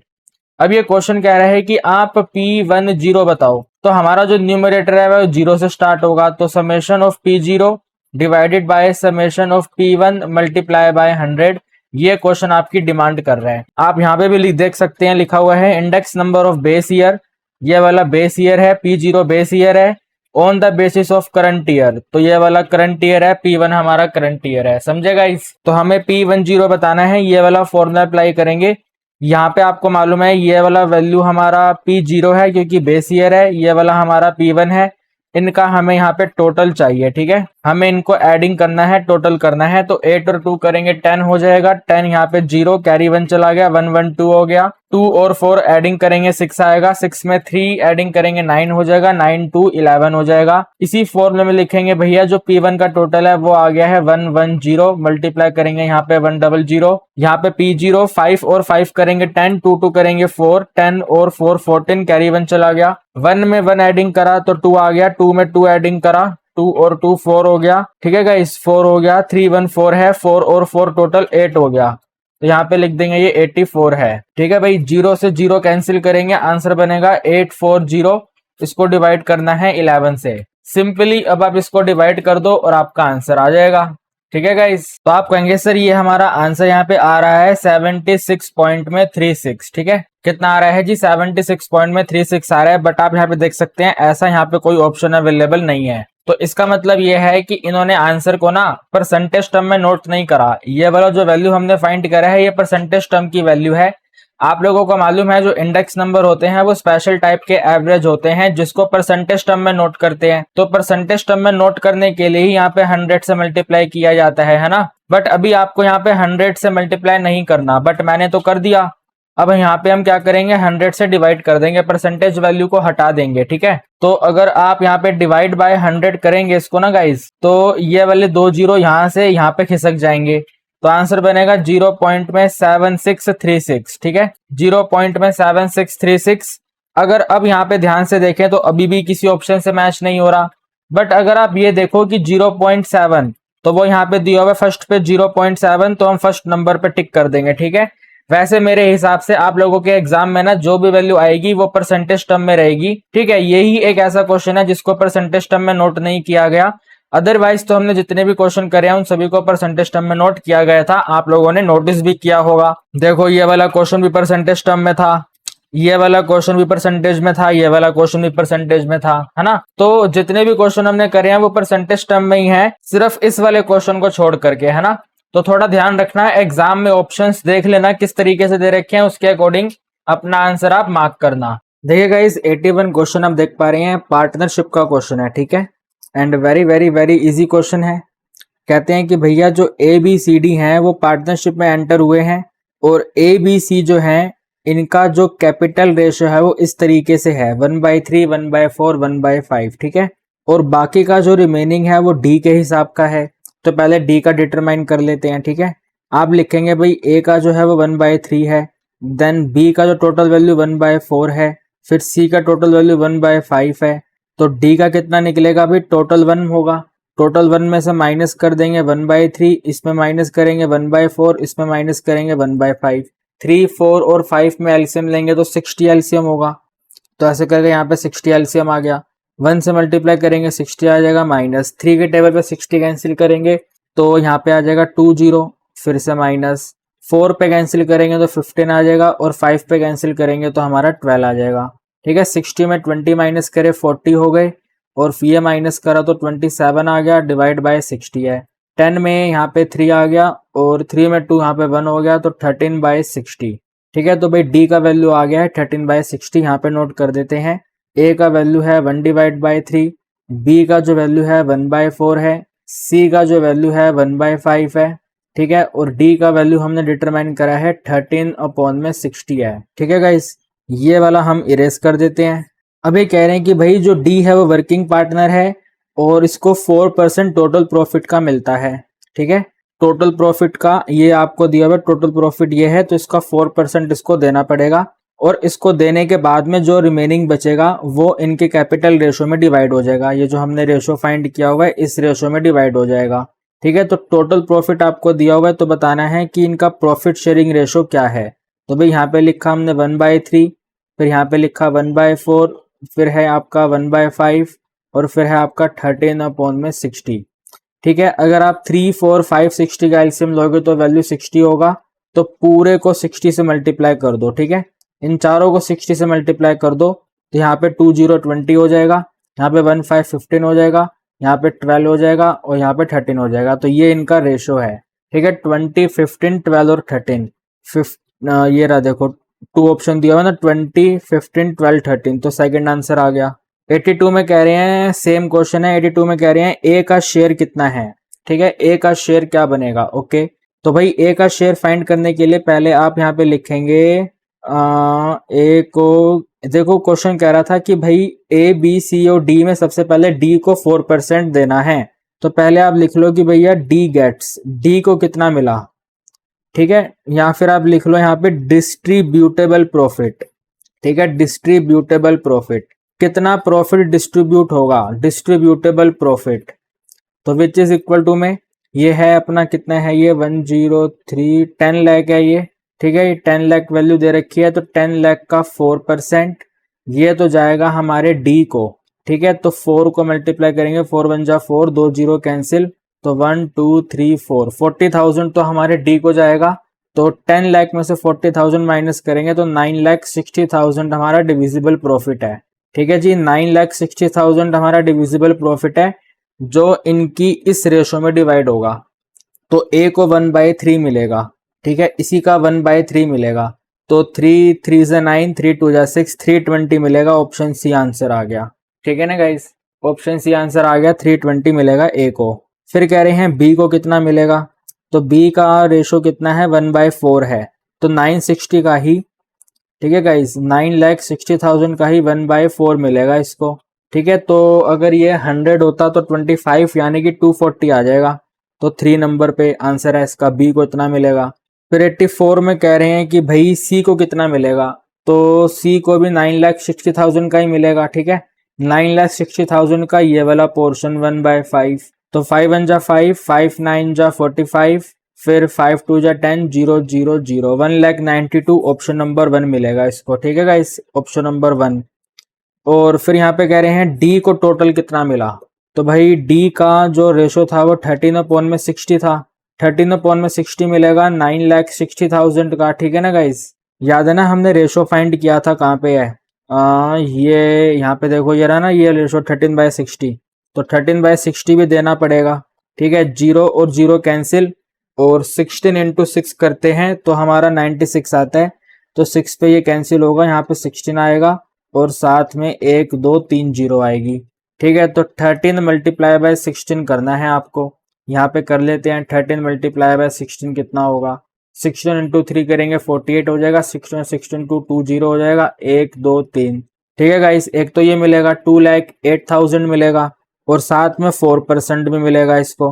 ठीक है ना, ये 4% ये वाला 40,000 वाला ये भी मिलेगा इसको, तो इसमें 40,000 और ऐड कर देंगे। ठीक है, तो आंसर आ जाएगा 2,48,000। ठीक है, टोटल कितना मिलेगा 2,48,000, ऑप्शन 2 हमारा आंसर हो जाएगा। ठीक है गाइस, ओके। तो उम्मीद करता हूँ कि गाइस आपको पार्टनरशिप के सारे क्वेश्चन बहुत बेहतरीन तरीके से समझ आ गए हैं। तो गाइस उम्मीद करते हैं कि हर एक क्वेश्चन आपको बढ़िया समझ आया है। 2-3 क्वेश्चन मैंने सोल्व नहीं करे और मैं समझता हूं कि वो डेफिनेटली आप लोग खुद से सोल्व कर लेंगे। तो 101% आप खुद से सोल्व करने की ट्राई करना। अगर ना हो पाए तो आप लोगों को तो मालूम है कि आप स्किप कर सकते हैं, तो उन क्वेश्चन को स्किप कर देना। और जो अप्रोच मैंने आपके साथ इस पेपर में डिस्कस करी है, सेम अप्रोच के साथ आपको अपने एग्जाम में जाना है और अपने क्वेश्चंस को सोल्व करना है। नाउ बात आती है कि सर हम और क्वेश्चंस की प्रैक्टिस कैसे कर सकते हैं। तो आप लोगों को याद होगा मैंने आपको टर्म 1 में मल्टीपल चॉइस क्वेश्चन करवाए थे और टर्म 2 की टोटल 6-7 वीडियोस दी थी कंप्लीट करके, वन शॉट वीडियो जो करवाई थी। तो उन दोनों को आप बढ़िया तरीके से रिवाइज कर लो। मैं दोबारा बोलता हूं, टर्म 1 के मल्टीपल चॉइस क्वेश्चन एंड जो टर्म 2 की कंप्लीट वीडियोस थी उनको बढ़िया तरीके से रिवाइज कर लो। इन्हीं के दोनों के बेसिस पे आप लोगों के सीयूईटी के अप्लाइड मैथ्स का एग्जाम बहुत शानदार हो जाएगा। भरोसा करो मेरे ऊपर, वरना तो भाई आपकी चॉइस है ना।